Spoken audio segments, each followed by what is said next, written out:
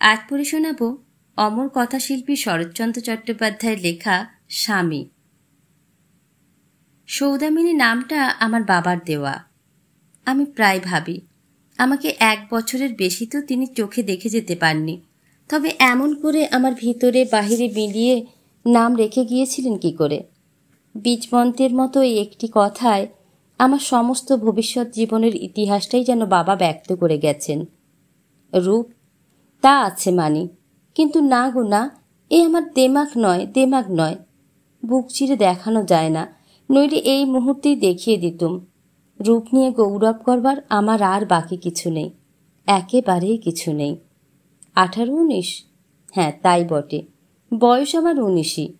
বাইরের দেহটা আমার তার চেয়ে বেশি প্রাচীন হতে পারেনি, কিন্তু এই বুকের ভিতরটায়, এখানে যে বুড়ি তার 79 বছরের শুকনো হাড়গোড় নিয়ে বাস করে আছে, তাকে দেখতে পাচ্ছ না? পেলে এতক্ষণ ভয়ে আঁতকে উঠতে। একলা ঘরের মধ্যে মনে হলেও তো আজও আমার লজ্জায় মরে যেতে ইচ্ছে করে। তবে এই কলঙ্কের কালি কাগজের ওপর ঢেলে দেবার আমার কি আবশ্যক ছিল? সমস্ত লজ্জায় মাথাকে সেটাই তো আজ আমাকে বলতে হবে, নইলে আমার মুক্তি হবে কিসে? সব মেয়ের মতো আমিও তো আমার স্বামীকে বিয়ের মন্তরের ভিতর দিয়েই পেয়েছিলুম, তবু কেন তাতে আমার মন উঠল না? তাই যে দামটা আমাকে দিতে হলো, আমার অতি বড় শত্রুর জন্য তা একদিনের জন্য কামনা করিনে, কিন্তু দাম আমাকে দিতে হলো। যিনি সমস্ত পাপ পুণ্য লাভ ক্ষতি ন্যায় অন্যায়ের মালিক, তিনি আমাকে 1 বিন্দু রেহাই দিলেন না। পরায়কান্তিতে আদায় করে সর্বশান্ত করে যখন আমাকে পথে বার করে দিলেন, লজ্জা শরমের আজ যখন কোথাও কিছু অবশিষ্ট রাখলেন না, তখনই শুধু দেখিয়ে দিলেন, ওরে সর্বনাশী, তুই করেছিস কি? স্বামী যে তোর আত্মা, তাকে ছেড়ে তুই যাবি কোথায়? একদিন না একদিন তোর ওই শূন্য বুকের মধ্যে তাকে যে তোকে পেতেই হবে। এ জন্মে হোক, আগামী জন্মে হোক, কোটি জন্ম পরে হোক, তাকে যে তোর চাই, তুই যে তারই। জানি যা হারিয়েছি তার অনন্ত গুণ আজ ফিরে পেয়েছি, কিন্তু তবু যে এ কথা কিছুতেই ভুলতে পারি নে। এটা আমার নারী দেহ, আজ আমার আনন্দ রাখবারও জায়গা নেই, কিন্তু ব্যথা রাখবারও যে ঠাঁই দেখি না প্রভু। এ দেহের প্রত্যেক অণু পরমাণু যে অহরাত্র কাঁদছে, ওরে অস্পৃশ্য, ওরে পতিতা, আমাদের আর বেঁধে পোড়াস নে, আমাদের ছুটি দে, আমরা একবার মরে বাঁচি। কিন্তু থাক সে কথা। বাবা মারা গেলেন। 1 বছরের মেয়ে নিয়ে মা বাপের বাড়ি চলে এলেন। মামার ছেলেপুলে ছিল না, তাই গরিবের ঘর হলেও আমার আদর যত্নের কোনো ত্রুটি হলো না। বড় বয়স পর্যন্ত তার কাছে বসে ইংরাজি বাংলা কত বই না আমি পড়েছিলাম। কিন্তু মামা ছিলেন ঘোর নাস্তিক, ঠাকুর দেবতা কিছুই মানতেন না। বাড়িতে একটা পুজো অর্চনা কি বারব্রত কোনোদিন হতে দেখিনি, এসব তিনি 2 চোখে দেখতে পারতেন না। নাস্তিক বই কি? মামা মুখে বলতেন বটে তিনি অ্যাগনস্টিক, কিন্তু সেও তো একটা মস্ত ফাঁকি।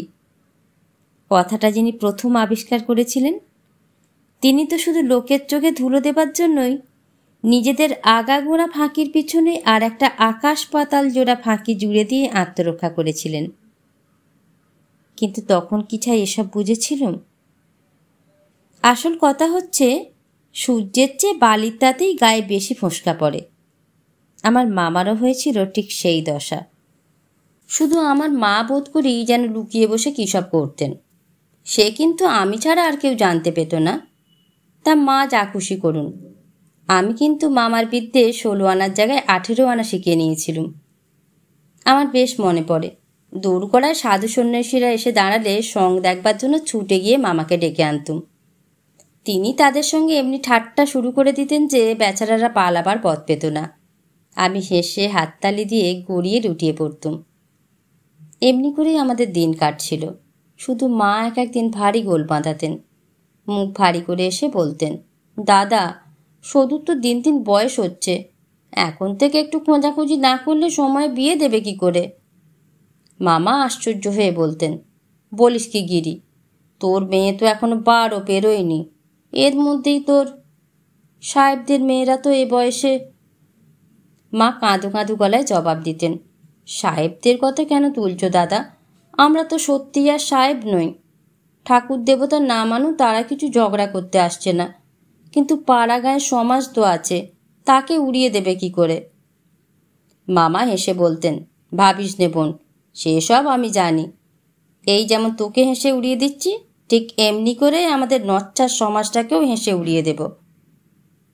মা মুখ ভার করে বিড়বিড় করে বকতে বকতে উঠে যেতেন। মামা গ্রাহ্য করতেন না বটে, কিন্তু আমার ভারী ভয় হতো। কেমন করে যেন বুঝতে পারতুম, মামা যাই বলুন, মার কাছ থেকে আমাকে তিনি কিছুতেই রক্ষা করতে পারবেন না। কেন যে বিয়ের কথায় ভয় হতে শুরু করেছিল তা বলছি। আমাদের পশ্চিম পাড়ার বুক চিরে যে নালাটা সমস্ত গ্রামের বর্ষার জল নদীতে ঢেলে দিত, তার দুপারে যে দুঘরের বাস ছিল, তার এক ঘর আমরা, অন্য ঘর গ্রামের জমিদার বিপিন মজুমদার। এই মজুমদার বংশ যেমন ধনী তেমনি দুর্দান্ত। গায়ের ভিতরে বাইরে এদের প্রতাপের সীমা ছিল না। নরেন ছিল এই বংশের একমাত্র বংশধর। আজ এত বড় মিথ্যেটা মুখে আনতে আমারও যে কি হচ্ছে, সে আমার অন্তর্যামী ছাড়া আর কে জানবে বলো। কিন্তু তখন ভেবেছিল মেয়ে বুঝি সত্যি একটা জিনিস, সত্যিই বুঝি নরেনকে ভালোবাসি। কবে যে এই মোহটা জন্মেছিল সে আমি বলতে পারি না। কলকাতায় সে বিয়ে পড়ত, কিন্তু ছুটির সময় বাড়ি এলে মামার সঙ্গে ফিলোসফি আলোচনা করতে প্রায়ই আসতো। তখনকার দিনে অ্যাগনস্টিজমই ছিল বোধ করি লেখাপড়া জানাদের ফ্যাশন। এই নিয়ে বেশিরভাগ তর্ক হতো। কতদিন মামা তার গৌরব দেখাবার জন্য নরেনবাবু তর্কের জবাব দিতে আমাকে ডেকে পাঠাতেন।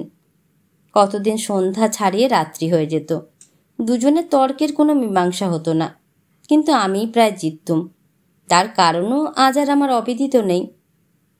মাঝে মাঝে সে হঠাৎ তর্কের মাঝখানে ভঙ্গ দিয়ে মামার মুখপানে চেয়ে গভীর বিষয় বলে উঠত, আচ্ছা ব্রজবাবু, এই বয়সে এত বড় লজিকের জ্ঞান, তর্ক করবার এমন একটা আশ্চর্য ক্ষমতা কি আপনি ফিনোমিনন বলে মনে করেন না? আমি গর্বে সৌভাগ্যে ঘাড় হেঁট করতুম। ওরে হতভাগী, সেদিন ঘাড়টা তো চিরকালের মতো একেবারে ভেঙে মাটিতে লুটিয়ে পড়েনি কেন? মামা উচ্চ অঙ্গের একটু হাস্য করে বলতেন, কি জানো নরেন, এ শুধু শেখাবার ক্যাপাসিটি।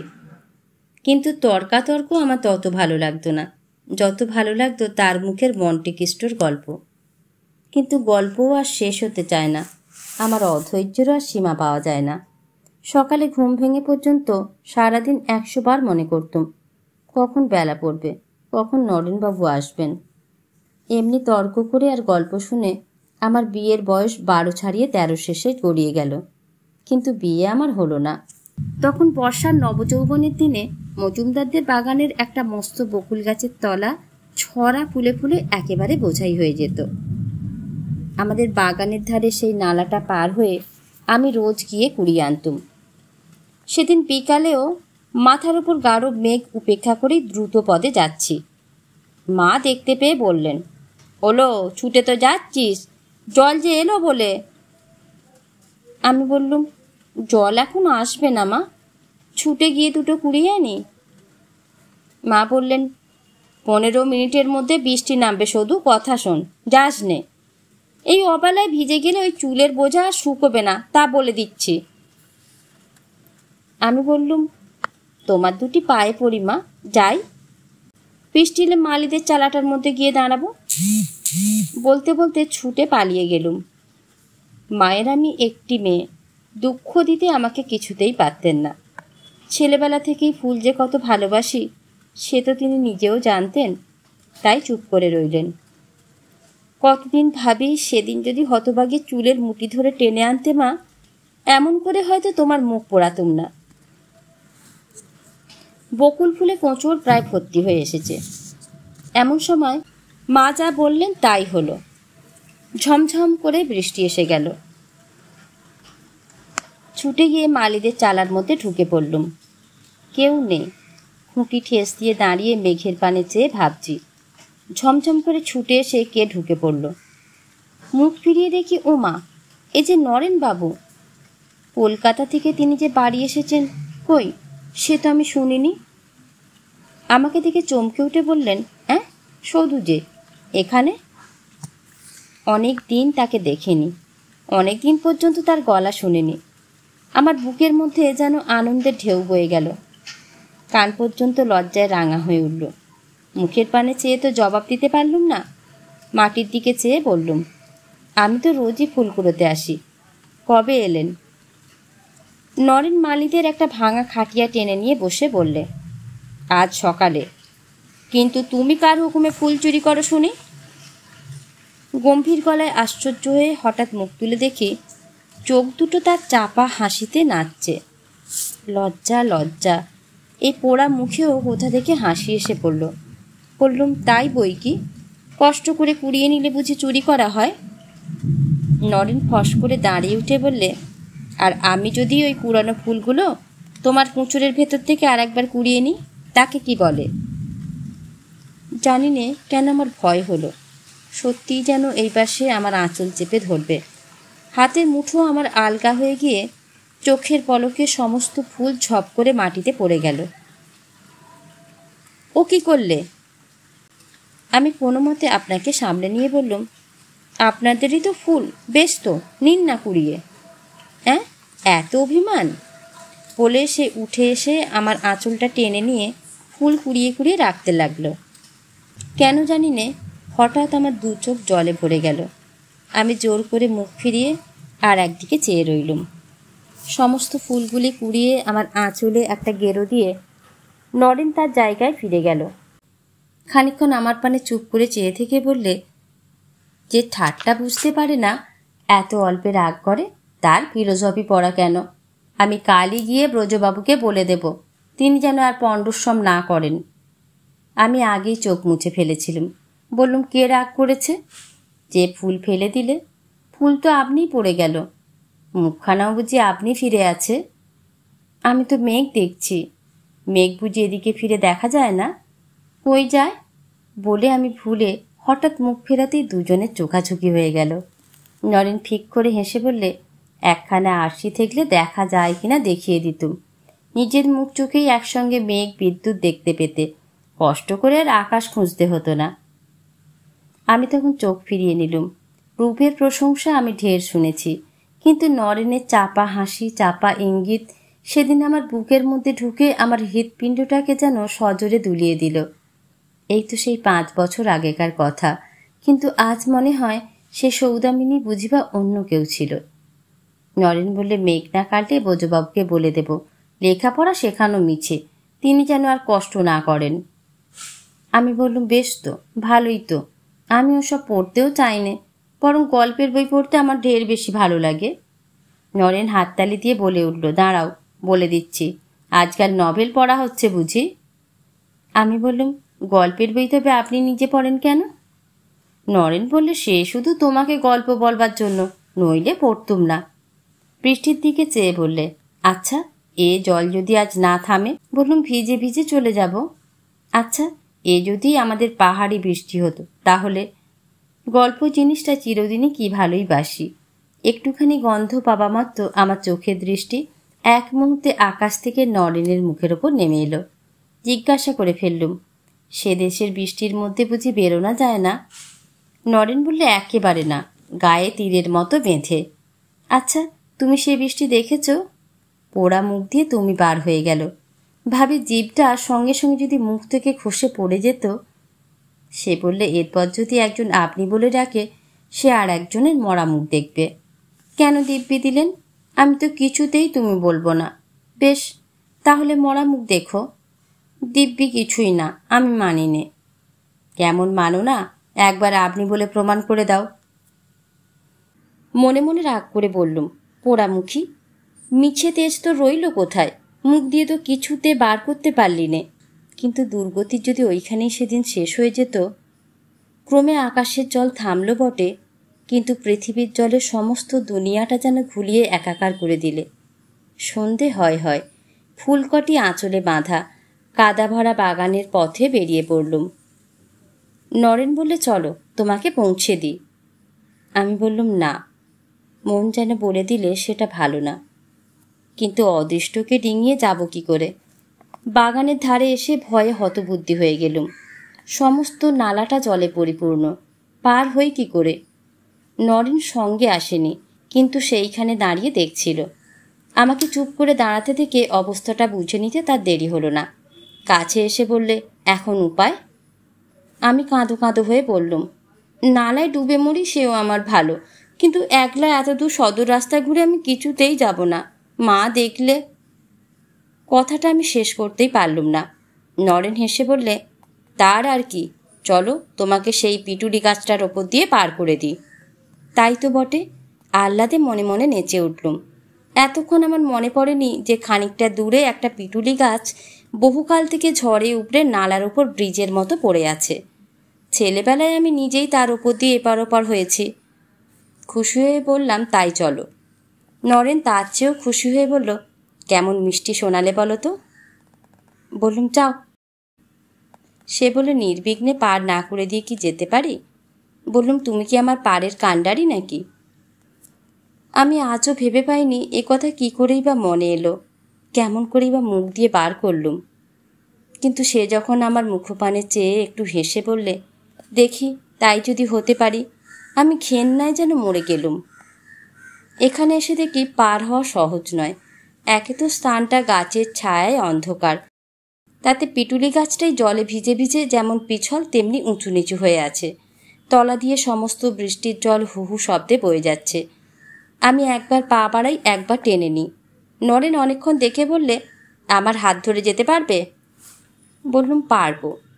কিন্তু তার হাত ধরে এমনি কাণ্ড করলুম যে সে কোনো মতে টাল সামলে এদিকে লাফিয়ে পড়ে আত্মরক্ষা করলে। কয়েক মুহূর্ত সে চুপ করে আমার মুখপানে চেয়ে রইল। তারপরেই তার চোখ দুটো যেন ঝকঝক করে উঠল। বললে, দেখবে একবার সত্যিকারের কাণ্ডারি হতে পারি কি না। আশ্চর্য হয়ে বললুম, কী করে? এমনি করে। বলেই সে নত হয়ে আমার দুই হাঁটুর নিচে এক হাত, ঘাড়ের নিচে অন্য হাত দিয়ে চোখের নিমেষে তার বুকের কাছে তুলে নিয়ে সেই গাছটার উপর পা দিয়ে দাঁড়ালো। ভয়ে আমি চোখ বুজে বাঁ হাত দিয়ে তার গলা জড়িয়ে ধরলুম। নরেন দ্রুত পদে এপারে চলে এলো, কিন্তু নামাবার আগে আমার ঠোঁট দুটোকে যেন একেবারে পুড়িয়ে দিলে। কিন্তু থাকবে, কম ঘেন্নায় কি এই দেহের প্রতি অঙ্গ অহর্নিশি গলায় দড়ি দিতে চায়? শিউরিতে শিউরিতে বাড়ি চলে এলুম। ঠোঁট দুটো তেমনি চলতেই লাগলো বটে, কিন্তু সে জ্বালা লঙ্কা মরিচ করে জ্বলুনির মতো। যত জ্বলতে লাগলো জ্বালার তৃষ্ণা তত বেড়ে যেতে লাগলো। মা বললেন, ভালো মেয়ে তুই শুধু, এলি কি করে? নালাটা তো জলে জলমগ্ন হয়েছে দেখে এলুম। সেই গাছটার ওপর দিয়ে বুঝি হেঁটে এলি, পড়ে মরতে পারলি নে? না মা, সেই পুণ্য থাকলে আর এই গল্প লেখবার দরকার হবে কেন? তার পরদিন নরেন মামার সঙ্গে দেখা করতে এলো। আমি সেইখানেই বসেছিলুম। তার পানে চাইতে পারলুম না, কিন্তু সর্বাঙ্গে কাঁটা দিয়ে উঠল।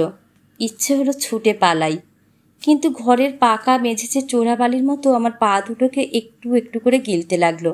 আমি নড়তেও পারলুম না, মুখ তুলে দেখতেও পারলুম না। নরেনের যে কী অসুখ হলো তা শয়তানি জানে। অনেক দিন পর্যন্ত সে আর কলকাতায় গেল না। রোজই দেখা হতে লাগলো। মা মাঝে মাঝে আড়ালে ডেকে পাঠিয়ে বলতে লাগলেন, ওদের পুরুষ মানুষদের লেখাপড়ার কথাবার্তা হয়, তুই তার মধ্যে হাঁ করে বসে কি শুনিস বলতো? যা, বাড়ির ভেতরে যা। এত বড় মেয়ে যদি লজ্জা শরম এতটুকু আছে। এক পা করে আমার ঘরের দিকে চলে যেতুম, কিন্তু কোনো কাজে মন দিতে পারতুম না। যতক্ষণ সে থাকতো তার অস্পষ্ট কণ্ঠস্বর অবিশ্রাম বাইরের বাণী আমাকে টানতে থাকতো। আমার মামা আজ যাই হন, তার মনটা প্যাঁচালো ছিল না। তাছাড়া লিখে পড়ে তর্ক করে ভগবানকে উড়িয়ে দেবার ফোন দিতেই সমস্ত অন্তঃকরণটা তার এমনি অনুক্ষণ ব্যস্ত হয়ে থাকতো যে তার নাকের ডগায় কী যে ঘটছে তা দেখতে পেতেন না। আমি এই একটা বড় মজা দেখেছি, জগতের সবচেয়ে নামজাদা নাস্তিকগুলোই হচ্ছে সবচেয়ে নিরেট বোকা। ভগবানের যে লীলার অন্ত নেই, তিনি যেই না রূপেই তাদের 15 আনা মন ভরে থাকেন এ তারা টেরই পায় না। সব প্রমাণ হোক অপ্রমাণ হোক, তার ভাবনাতে সারাদিন কাটিয়ে দিয়ে বলে, সংসারের মানুষগুলো কি বোকা, তারা সকাল সন্ধ্যায় বসে মাঝে মাঝে ভগবানের চিন্তা করে। আমার মামারও ছিল সেই দশা, তিনি কিছুতেই দেখতে পেতেন না। কিন্তু মা তো তা নয়, তিনি যে আমারই মতো মেয়ে মানুষ, তার দৃষ্টিকে ফাঁকি দেওয়া তো সহজ ছিল না।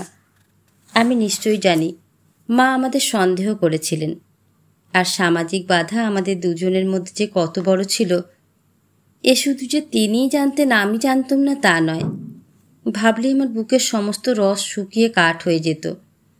তাই ভাবনার এই বিশ্রী দিকটাকে আমি দুহাতে ঠেলে রাখতুম। কিন্তু শত্রুর বদলে যে বন্ধুকেই ঠেলে ফেলছি তাও টের পেতুম। কিন্তু হলে কি হয়, যে মাতাল একবার কড়া মদ খেতে শিখেছে, জল দেয়া মদে তার আর মন ওঠে না। নির্জলা বিষের আগুনে কলজে পুড়িয়ে তোলাতেই যে তখন তার মস্ত সুখ। আর একটা জিনিস আমি কিছুতেই ভুলতে পারতুম না, সেটা মজুমদারদের ঐশ্বর্যের চেহারা। ছেলেবেলায় মায়ের সঙ্গে কতদিনই তো তাদের বাড়িতে বেড়াতে গেছি। সেই সব ঘরদোর, ছবি, দেয়ালগিরি, আলমারি, সিন্দুক, আসবাবপত্রের সঙ্গে কোনো একটা ভাবি ছোট একতলা শ্বশুরবাড়ির কদাকার মূর্তি কল্পনা করে মনে মনে আমি যেন শিউরে উঠতুম। মাসখানেক পরে একদিন সকালবেলা নদী থেকে স্নান করে বাড়িতে পা দিয়েই দেখি বারান্দার ওপর একজন পৌরাগোছের বিধবা স্ত্রীলোক মায়ের কাছে বসে গল্প করছে। আমাকে দেখে মাকে জিজ্ঞেস করলেন, এইটি বুঝি মেয়ে? মা ঘাড় নেড়ে বললেন, হ্যাঁ মা, এই আমার মেয়ে। বারণ তো গরণ, নইলে। স্ত্রীলোকটি হেসে বললে, তা হোক, ছেলেটির বয়সও তো প্রায় 30, দুজনে মানাবে ভালো। আর এই শুনতেই দোজ পড়ে, নইলে যেন কার্তিক। আমি দ্রুতপদে ঘরে চলে গেলুম। বুঝলুম ইনি ঘটক ঠাকুর আমার সম্বন্ধ এনেছেন। মা চেঁচিয়ে বললেন, কাপড় ছেড়ে একবার এদিকে বস মা। কাপড় ছাড়া চুলোয় গেল। ভিজে কাপড়েই দৌড়ের আড়ালে দাঁড়িয়ে কান পেতে শুনতে লাগলুম। বুকের কাঁপুনি যেন আর থামতেই চায় না। শুনতে পেলুম চিতরগ্রামের কোনো এক রাধা বিনোদ মুখুজ্জের ছেলে ঘনশ্যাম। পোড়া কপালে নাকি অনেক দুঃখ ছিল, তাই আজ যে নাম জপের মন্ত্র, সে নাম শুনে সেদিন গা জ্বলে যাবে কেন? শুনলুম বাপ নেই, কিন্তু মা আছেন। ছোট 2 ভাই, এক ভাইয়ের বিয়ে হয়েছে, একটি এখনও পড়াশোনা করে। সংসার বড়রই ঘাড়ে, তাই এন্ট্রান্স পাশ করি রোজগারের ধান্দায় পড়া ছাড়তে হয়েছে। ধান, চাল, তিসি, পাট প্রভৃতির দালালি করে উপায় মন্দ করেন না, তারই ওপর সমস্ত নির্ভর। তাছাড়া ঘরে নারায়ণশিলা আছেন, 2টো গরু আছে, বিধবা বোন আছে, নেই কি? নেই শুধু সংসারের বড় বউ। 7 বছর আগে বিয়ের 1 মাসের মধ্যেই তিনি মারা যান। তারপর এতদিন বাদে এই চেষ্টা। 7 বছর। ঘটকিকে উদ্দেশ্য করে মনে মনে বললুম, পোড়ার মুখী, এতদিন কি তুই শুধু আমার মাথা খেতেই চোখ বুজে ঘুমোচ্ছিলি? মায়ের ডাকাডাকিতে কাপড় ছেড়ে কাছে এসে বসলুম। সে আমাকে খুঁটিয়ে দেখে বললে, মেয়ে পছন্দ হয়েছে, এখন দিন স্থির করলেই হলো। মায়ের চোখ দুটিতে জল টলটল করতে লাগলো। বললেন, তোমার মুখে ফুল চন্দন পড়ুক মা, আর কি বলবো। মামা শুনে বললেন, এন্ট্রান্স? তবে বলে পাঠা, এখন বছর 2 সদুর কাছে ইংরেজি পড়ে যাক, তবে বিয়ের কথা কওয়া যাবে। মা বললেন, তোমার পায়ে পড়ি দাদা, অমত করো না, এমন সুবিধা আর পাওয়া যাবে না, দিতে থুতে কিছু হবে না। মামা বললেন, তাহলে হাত পা বেঁধে গঙ্গায় দিকে যা, সেও তো 1 পয়সা চাইবে না। মা বললেন, 15 পা দিল যে। মামা বললেন, তা তো দেবেই, 15 বছর বেঁচে রয়েছে যে। মা রাগে দুঃখে কাঁদো কাঁদো হয়ে বললেন, তুমি কি ওর তবে বিয়ে দেবে না দাদা? এরপরে একেবারেই পাত্র জুটবে না, সেই ভয়ে তো আগে থেকে ওকে জলে ফেলে দিতে পারা যায় না। মা বললেন, ছেলেটিকে একবার নিজের চোখে দেখে এসো না দাদা, পছন্দ না হয় না দেবে। মামা বললেন, সে ভালো কথা, রবিবার যাব, চিঠি লিখে দিচ্ছি। ভাঙচির ভাই কথাটা মা গোপন রেখেছিলেন এবং মামাকেও সাবধান করে দিয়েছিলেন। তিনি জানতেন না এমন চোখ কানও ছিল যাকে কোনো সতর্কতা ফাঁকি দিতে পারে না। বাগানে 1 টুকরো শাকের ক্ষেত করেছিলুম। দিন 2 পরে দুপুরবেলা একটা ভাঙা খুন্তি নিয়ে তার ঘাস তুলছি। পায়ের শব্দে মুখ ফিরিয়ে দেখি নরেন। তার সেরকম মুখের চেহারা অনেকদিন পরে আর একবার দেখেছিলুম, কিন্তু এর আগে কখনো দেখিনি। বুকে এমন একটা ব্যথা বাজলো যা কোনোদিন পাইনি। সে বললে, আমাকে ছেড়ে কি সত্যিই চললে? কথাটা বুঝেও যেন বুঝতে পারলাম না। বলে ফেললাম, কোথায়? সে বলল, চিতর। স্পষ্ট হওয়া মাত্রই লজ্জায় আমার মাথা হেঁট হয়ে গেল। কোনো উত্তর মুখে এলো না। সে পুনরায় বললে, তাই আমিও বিদায় নিতে এসেছি, বোধহয় জন্মের মতোই, কিন্তু এর আগে 2টো কথা বলতে চাই, শুনবে? বলতে বলতে তার গলাটা ধরে গেল। তবু আমার মুখে কথা জোগালো না, কিন্তু মুখ তুলে চাইলুম, এ কি? দু চোখ বয়ে ঝরঝর করে জল পড়ছে। ওরে পতিত, ওরে দুর্বল নারী! মানুষের চোখের জল সহ্য করবার ক্ষমতা ভগবান তোকে যখন একেবারে দেননি, তখন তোর আর সাধ্য ছিল কি? দেখতে দেখতে আমারও চোখের জলে বুক ভেসে গেছে। নরেন কাছে এসে কোঁচার খুঁট দিয়ে আমার চোখ মুছিয়ে দিয়ে হাত ধরে বললে, চলো ওই গাছটার তলায় গিয়ে বসি গে, এখানে কেউ দেখতে পাবে। মনে বুঝলুম এ অন্যায়, একান্ত অন্যায়। কিন্তু তখনও যে তার চোখের পাতা ভিজে, তখনও যে তার কণ্ঠস্বর কান্নায় ভরা। বাগানের এক প্রান্তে একটা কাঁটালি চাপার কুঞ্জ ছিল, তার মধ্যে সে আমাকে ডেকে নিয়ে গিয়ে বসালে। একটা ভয়ে আমার বুকের মধ্যে দূর দূর করছিল, কিন্তু সে নিজেই দূরে গিয়ে বসে বললে, এই একান্ত নির্জন স্থানে তোমাকে ডেকে এনেছি বটে, কিন্তু তোমাকে ছোঁব না, এখনও তুমি আমার হওনি। তার শেষ কথায় আবার পোড়া চোখে জল এসে পড়ল। আঁচলে চোখ মুছে মাটির দিকে চেয়ে চুপ করে বসে রইলুম। তারপর অনেক কথাই হলো, কিন্তু থাকবে সেসব। আজও তো প্রতিদিনকার অতি তুচ্ছ ঘটনাটি পর্যন্ত মনে করতে পারি।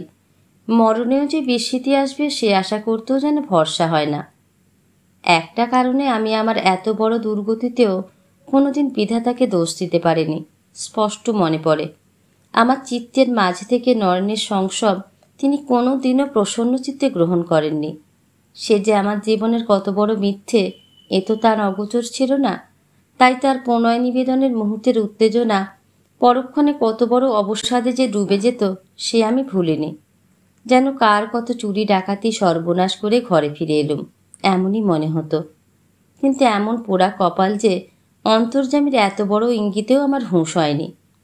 হবেই বা কী করে? কোনোদিন তো শিখিনি যে ভগবান মানুষের বুকের মধ্যেও বাস করেন, এসবই তারই নিষেধ। মামা পাত্র দেখতে যাত্রা করলেন। যাবার সময় কতই না ঠাট্টা তামাশা করে গেলেন।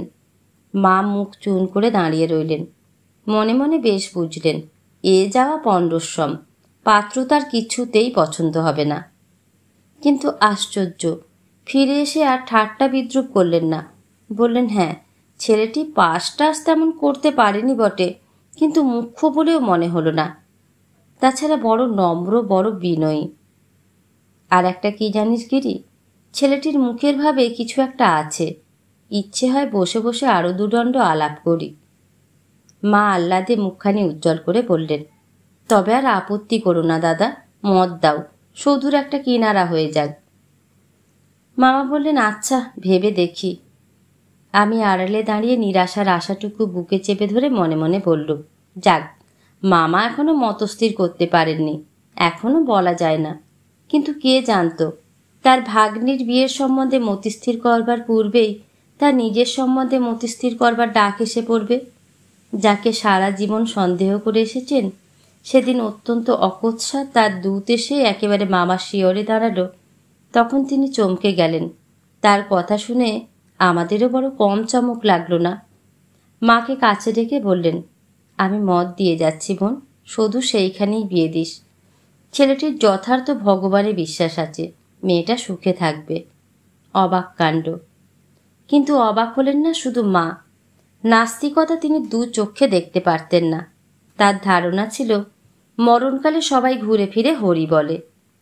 তাই তিনি বলতেন, মাতাল তার মাতাল বন্ধুকে যত ভালোই বাসুক না কেন, নির্ভর করবার বেলায় শুধু তাকেই করে যে মদ খায় না। জানি না কথাটা কতখানি সত্যি। হৃদরোগে মামা মারা গেলেন।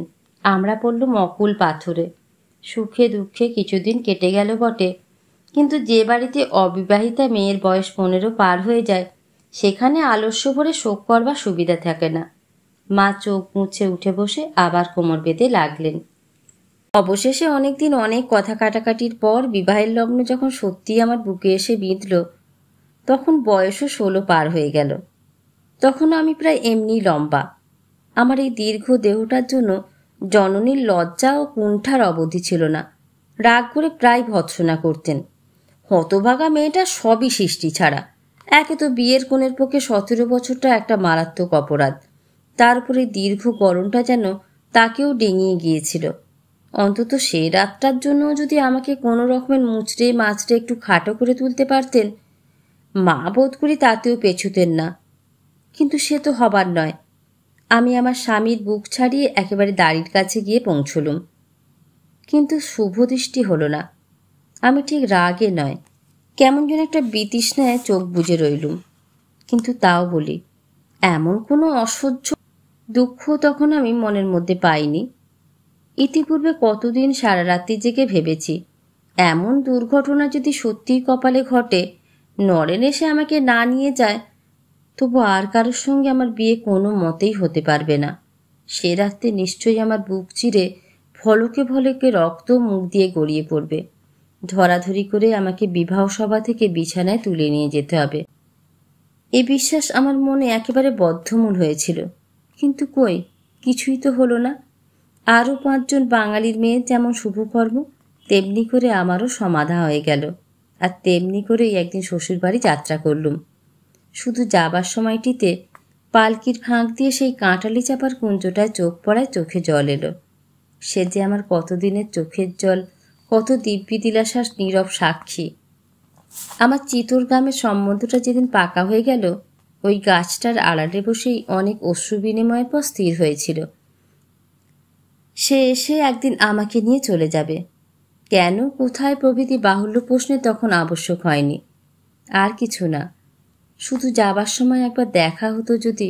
কেন যে আর আমাকে চাইলে না, কেন আর একটা দিনও দেখা দিলে না, শুধু যদি খবরটা পেতুম। শ্বশুরবাড়ি গেলুম। বিয়ের বাকি অনুষ্ঠানও শেষ হয়ে গেল, অর্থাৎ আমি আমার স্বামীর ধর্মপত্নীর পথে একেবারে পাকা হয়ে বসলুম।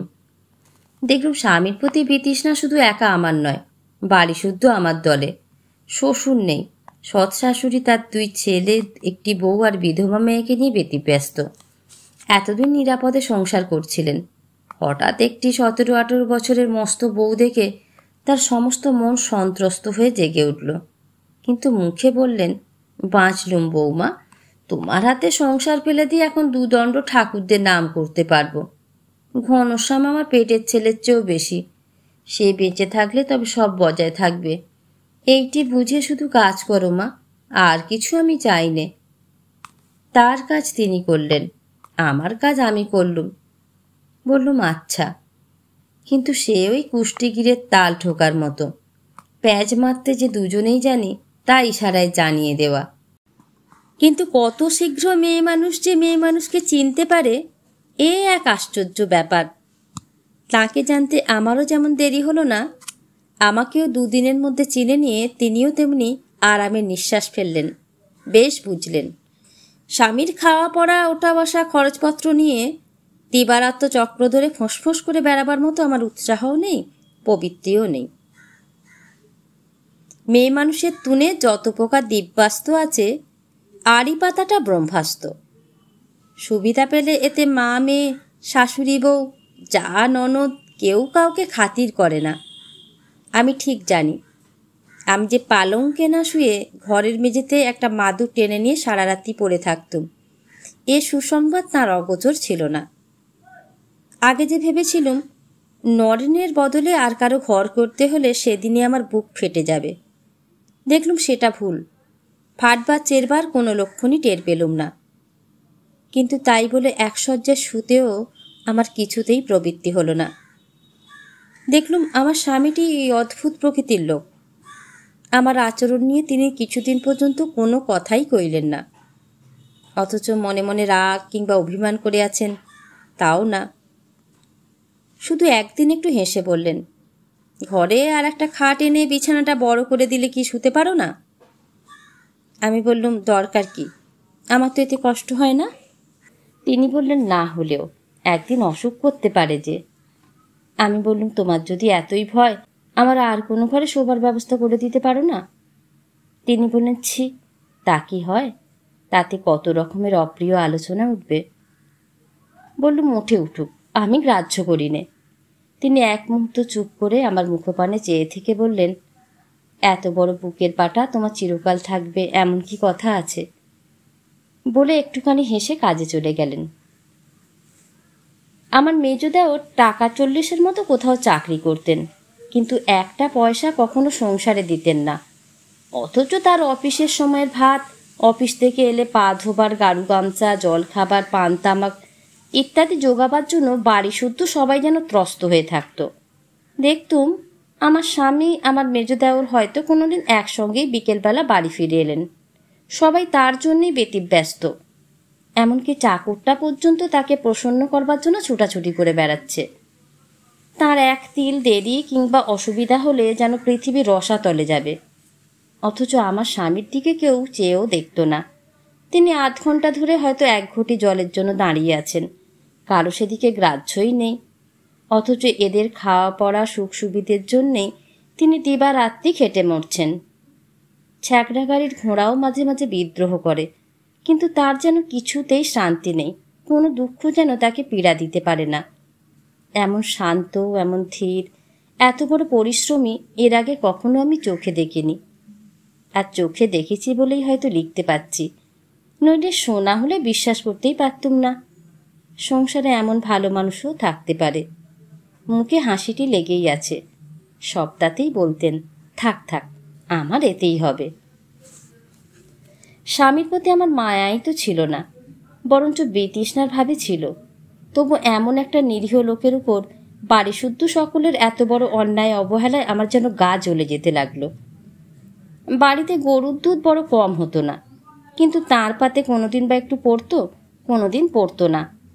হঠাৎ একদিন সইতে না পেরে বলে ফেলেছিলুম আর কি, কিন্তু পরক্ষণেই মনে হলো, ছি ছি, কি নির্লজ্জই আমাকে তাহলে এরা মনে করত। তাছাড়া এরা সব আপনার লোক হয়েও যদি দয়ামায়া না করে, আমারই বা এত মাথা ব্যথা কেন? আমি কোথাকার কে? পরবই তো না। দিন 5-6 পরে একদিন সকালবেলা রান্নাঘরে বসে মেজ ঠাকুরপোর জন্য চা তৈরি করছি। স্বামীর কণ্ঠস্বর কানে গেল। তার সকালেই কোথাও বার হবার দরকার ছিল, ফিরতে দেরি হবে। মাকে ডেকে বললেন, কিছু খেয়ে গেলে বড় ভালো হতো মা, খাবার টাবার কিছু আছে? মা বললেন, অবাক করলে ঘনশ্যাম, এত সকালে খাবার পাবো কোথায়? স্বামী বললেন, তবে থাক, ফিরে এসেই খাবো, বলে চলে গেলেন। সেদিন আমি কিছুতেই আপনাকে আর সামলাতে পারলুম না। আমি জানতুম ও পাড়ার বসেরা তাদের বেয়াই বাড়ির পাওয়া সন্দেশ রসগোল্লা পাড়ায় বিলিয়েছিল, কাল রাত্রে আমাদেরও কিছু দিয়েছিল।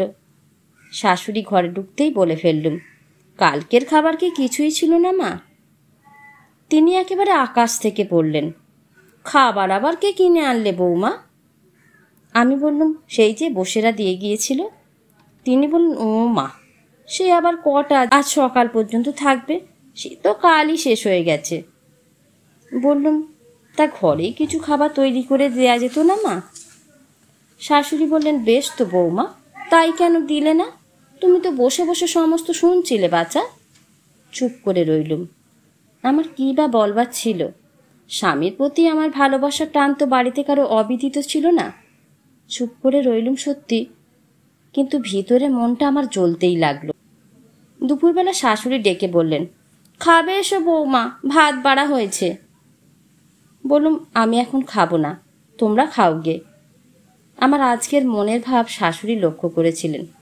বললেন, খাবে না কেন শুনি? বললুম, এখন খিদে নেই। আমার মেজোজা আমার চেয়ে বছর 4-এর বড় ছিলেন। রান্নাঘরের ভেতর থেকে ঠোকর দিয়ে বলে উঠলেন, বড় ঠাকুরের খাওয়া না হলে বোধহয় দিদির খিদে হবে না, না? শাশুড়ি বললেন, তাই নাকি বৌমা? বলি, এ নতুন ঢং শিখলে কোথায়? তিনি কিছুই মিথ্যে বলেননি, আমার পক্ষে এ ঢংই বটে। তবু খোঁটা সইতে পারলুম না, জবাব দিয়ে বললুম, নতুন হবে কেন মা? তোমাদের সময় কি এ রীতির চলন ছিল না? ঠাকুরদের খাবার আগেই কি খেতে? তবু ভালো, ঘনশ্যামের এতদিনে কপাল ফিরল, বলে শাশুড়ি মুখখানা বিকৃত করে রান্নাঘরে গিয়ে ঢুকলেন। মেজুজার গলা কানে গেল। তিনি আমাকে শুনিয়েই বললেন, তখনই তো বলেছিলুম মা, বুড়ো শালিক পোষ মানবে না।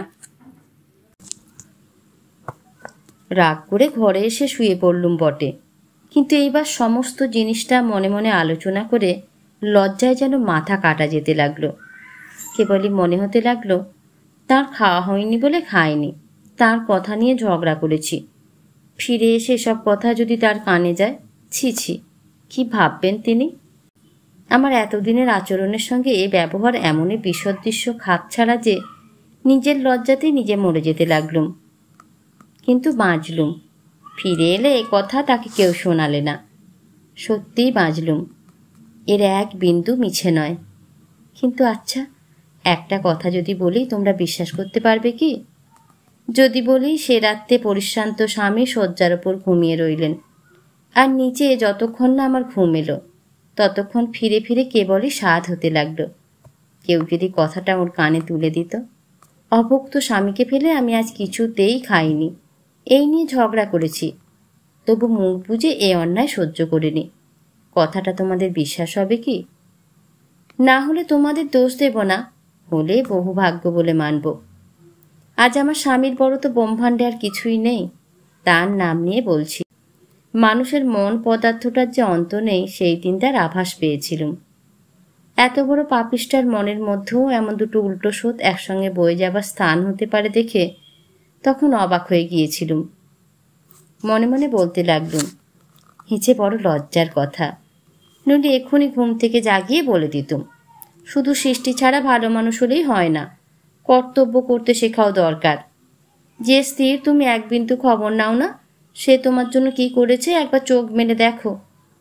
হারে পোড়া কপাল, খদ্দর চায় সূর্যদেবকে আলো ধরে পথ দেখাতে।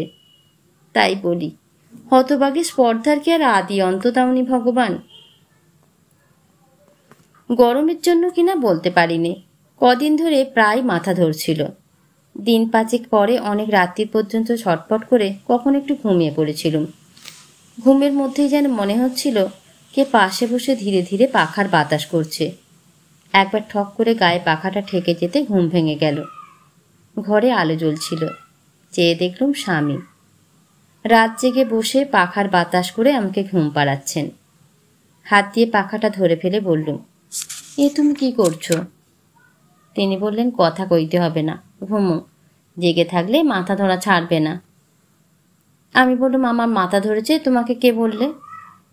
তিনি একটু হেসে জবাব দিলেন, কেউ বলেনি, আমি হাত গুনতে জানি, কারো মাথা ধরলেই টের পাই। বলুন, তাহলে অন্যদিনও পেয়েছ বলো, মাথা তো শুধু আমার আজই ধরেনি। তিনি আবার একটু হেসে বললেন, রোজই পেয়েছি, কিন্তু এখন একটু ঘুমোবে না কথা কবে? বললুম, মাথা ধরা আমার ছেড়ে গেছে, আর ঘুমোবো না। তিনি বললেন, তবে সবুর করো, ওষুধটা তোমার কপালে লাগিয়ে দিই। বলে উঠে গিয়ে কি একটা নিয়ে এসে ধীরে ধীরে আমার কপালে ঘষে দিতে লাগলেন। আমি ঠিক ইচ্ছে করে যে করলুম তা নয়, কিন্তু আমার ডান হাতটা কেমন করে তার কোলের ওপর গিয়ে পড়তেই তিনি একটা হাত দিয়ে সেটা ধরে রাখলেন। হয়তো একবার একটু জোরও করেছিলুম, কিন্তু সে জোর আপনিই কোথায় মিলিয়ে গেল। দুরন্ত ছেলেকে মা যখন কোলে টেনে নিয়ে জোর করে ধরে রাখেন, তখন বাইরে থেকে হয়তো একটুখানি অত্যাচারের মতন দেখায়, কিন্তু সে অত্যাচারের মধ্যে শিশুর ঘুমিয়ে পড়তে বাধে না। বাইরের লোক যাই বলুক, শিশু বোঝে ওটাই তার সবচেয়ে নিরাপদ স্থান। আমার এই জ্বরপিণ্ড হাতটারও বোধ করে সে জ্ঞানী ছিল, নইলে কি করে সে টের পেলে নিশ্চিন্ত নির্ভয়ে বসে থাকবার এমন আশ্রয় আর তার নাই। তারপর তিনি আস্তে আস্তে আমার কপালে হাত বুলোতে লাগলেন। আমি চুপ করে পড়ে রইলুম। আমি এর বেশি আর বলবো না। আমার সেই প্রথম রাত্রির আনন্দ স্মৃতি, সে আমার, একেবারে আমারই থাক। কিন্তু আমি তো জানতুম ভালোবাসার যা কিছু সে আমি শিখে এবং শেষ করে দিয়ে শ্বশুরবাড়ি এসেছি। কিন্তু সে শেখা যে ডাঙায় হাত পা ছুঁড়ে সাঁতার শেখার মতো ভুল শেখা, এই সোজা কথাটা সেদিন যদি টের পেতাম। স্বামীর কোলের ওপর থেকে আমার হাতখানা যে তার সর্বাঙ্গ দিয়ে শোষণ করে এই কথাটাই আমার বুকের ভেতর পৌঁছে দেবার মতো চেষ্টা করছিল, এই কথাটাই যদি সেদিন আমার কাছে ধরা পড়ত। সকালে ঘুম ভেঙে দেখলুম স্বামী ঘরে নেই, কখন উঠে গেছেন। হঠাৎ মনে হলো স্বপন দেখিনি তো, কিন্তু চেয়ে দেখি সেই ওষুধের শিশিটা তখনও শিয়রের কাছে রয়েছে। কি যেন মনে হলো, সেটা বারবার মাথায় ঠেকিয়ে তবে কুলুঙ্গিতে রেখে বাইরে এলুম। শাশুড়ি ঠাকুরুন সেই দিন থেকে আমার ওপর যে কড়া নজর রাখছিলেন সে আমি টের পেলুম। আমিও ভেবেছিলুম মরুককে, আমি কোনো কথায় আর থাকবো না। তাছাড়া দুদিন আসতে না আসতে স্বামীর খাওয়া পড়া নিয়ে ঝগড়া, ছি ছি, লোকে শুনলেই বা বলবে কি। কিন্তু কবে যে এরই মধ্যে আমার মনের ওপর দাগ পড়ে গিয়েছিল কবে যে তার খাওয়া পড়া নিয়ে ভিতরে ভিতরে উৎসুক হয়ে উঠেছিলুম সে আমি নিজেই জানতুম না। তাই 2 দিন যেতে না যেতেই আবার একদিন ঝগড়া করে ফেললুম।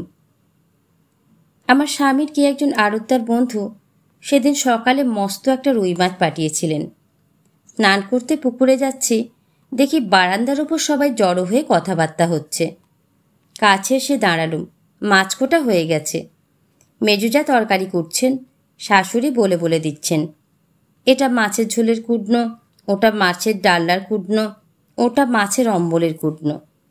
এমন এ সমস্তই প্রায় আঁশ রান্না। আজ একাদশী, তার এবং বিধবা মেয়ের খাবার হাঙ্গামা নেই। কিন্তু আমার স্বামীর জন্য কোনো ব্যবস্থাই দেখলুম না। তিনি বৈষ্ণব মানুষ, মাছ মাংস ছুঁতেন না।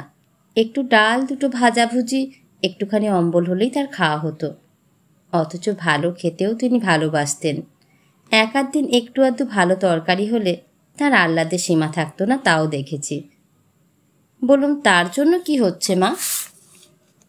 শাশুড়ি বললেন, আজ আর সময় কই বৌমা, ওর জন্য 2 উচ্ছে আলু ভাতে দিতে বলে দিয়েছি, তারপর একটু দুধ দেবক্ষণ।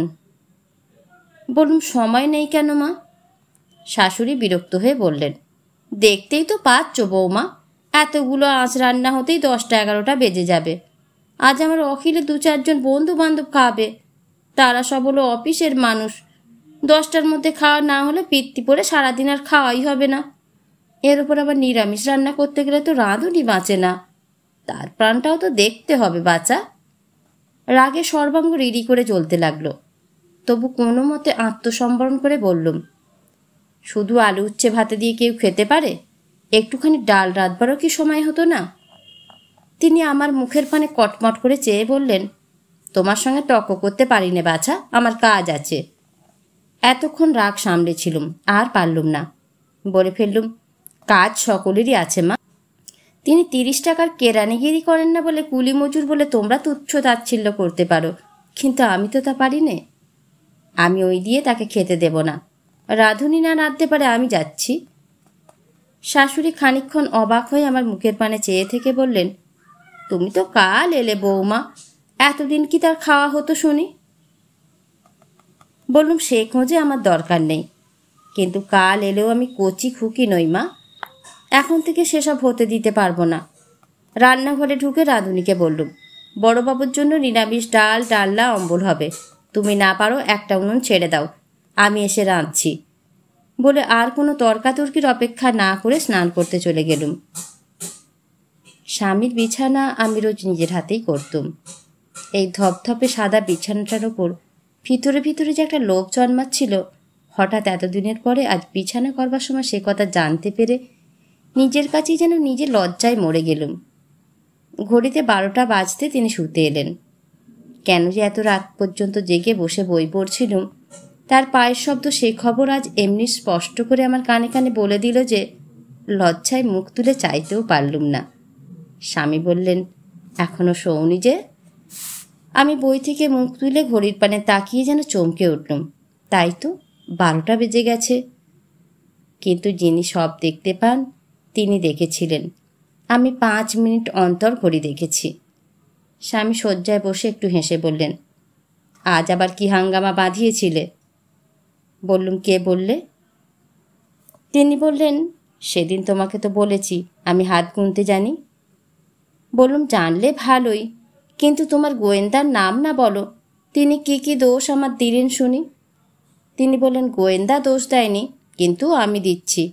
আচ্ছা জিজ্ঞাসা করি, এত অল্পে তোমার রাগ হয় কেন?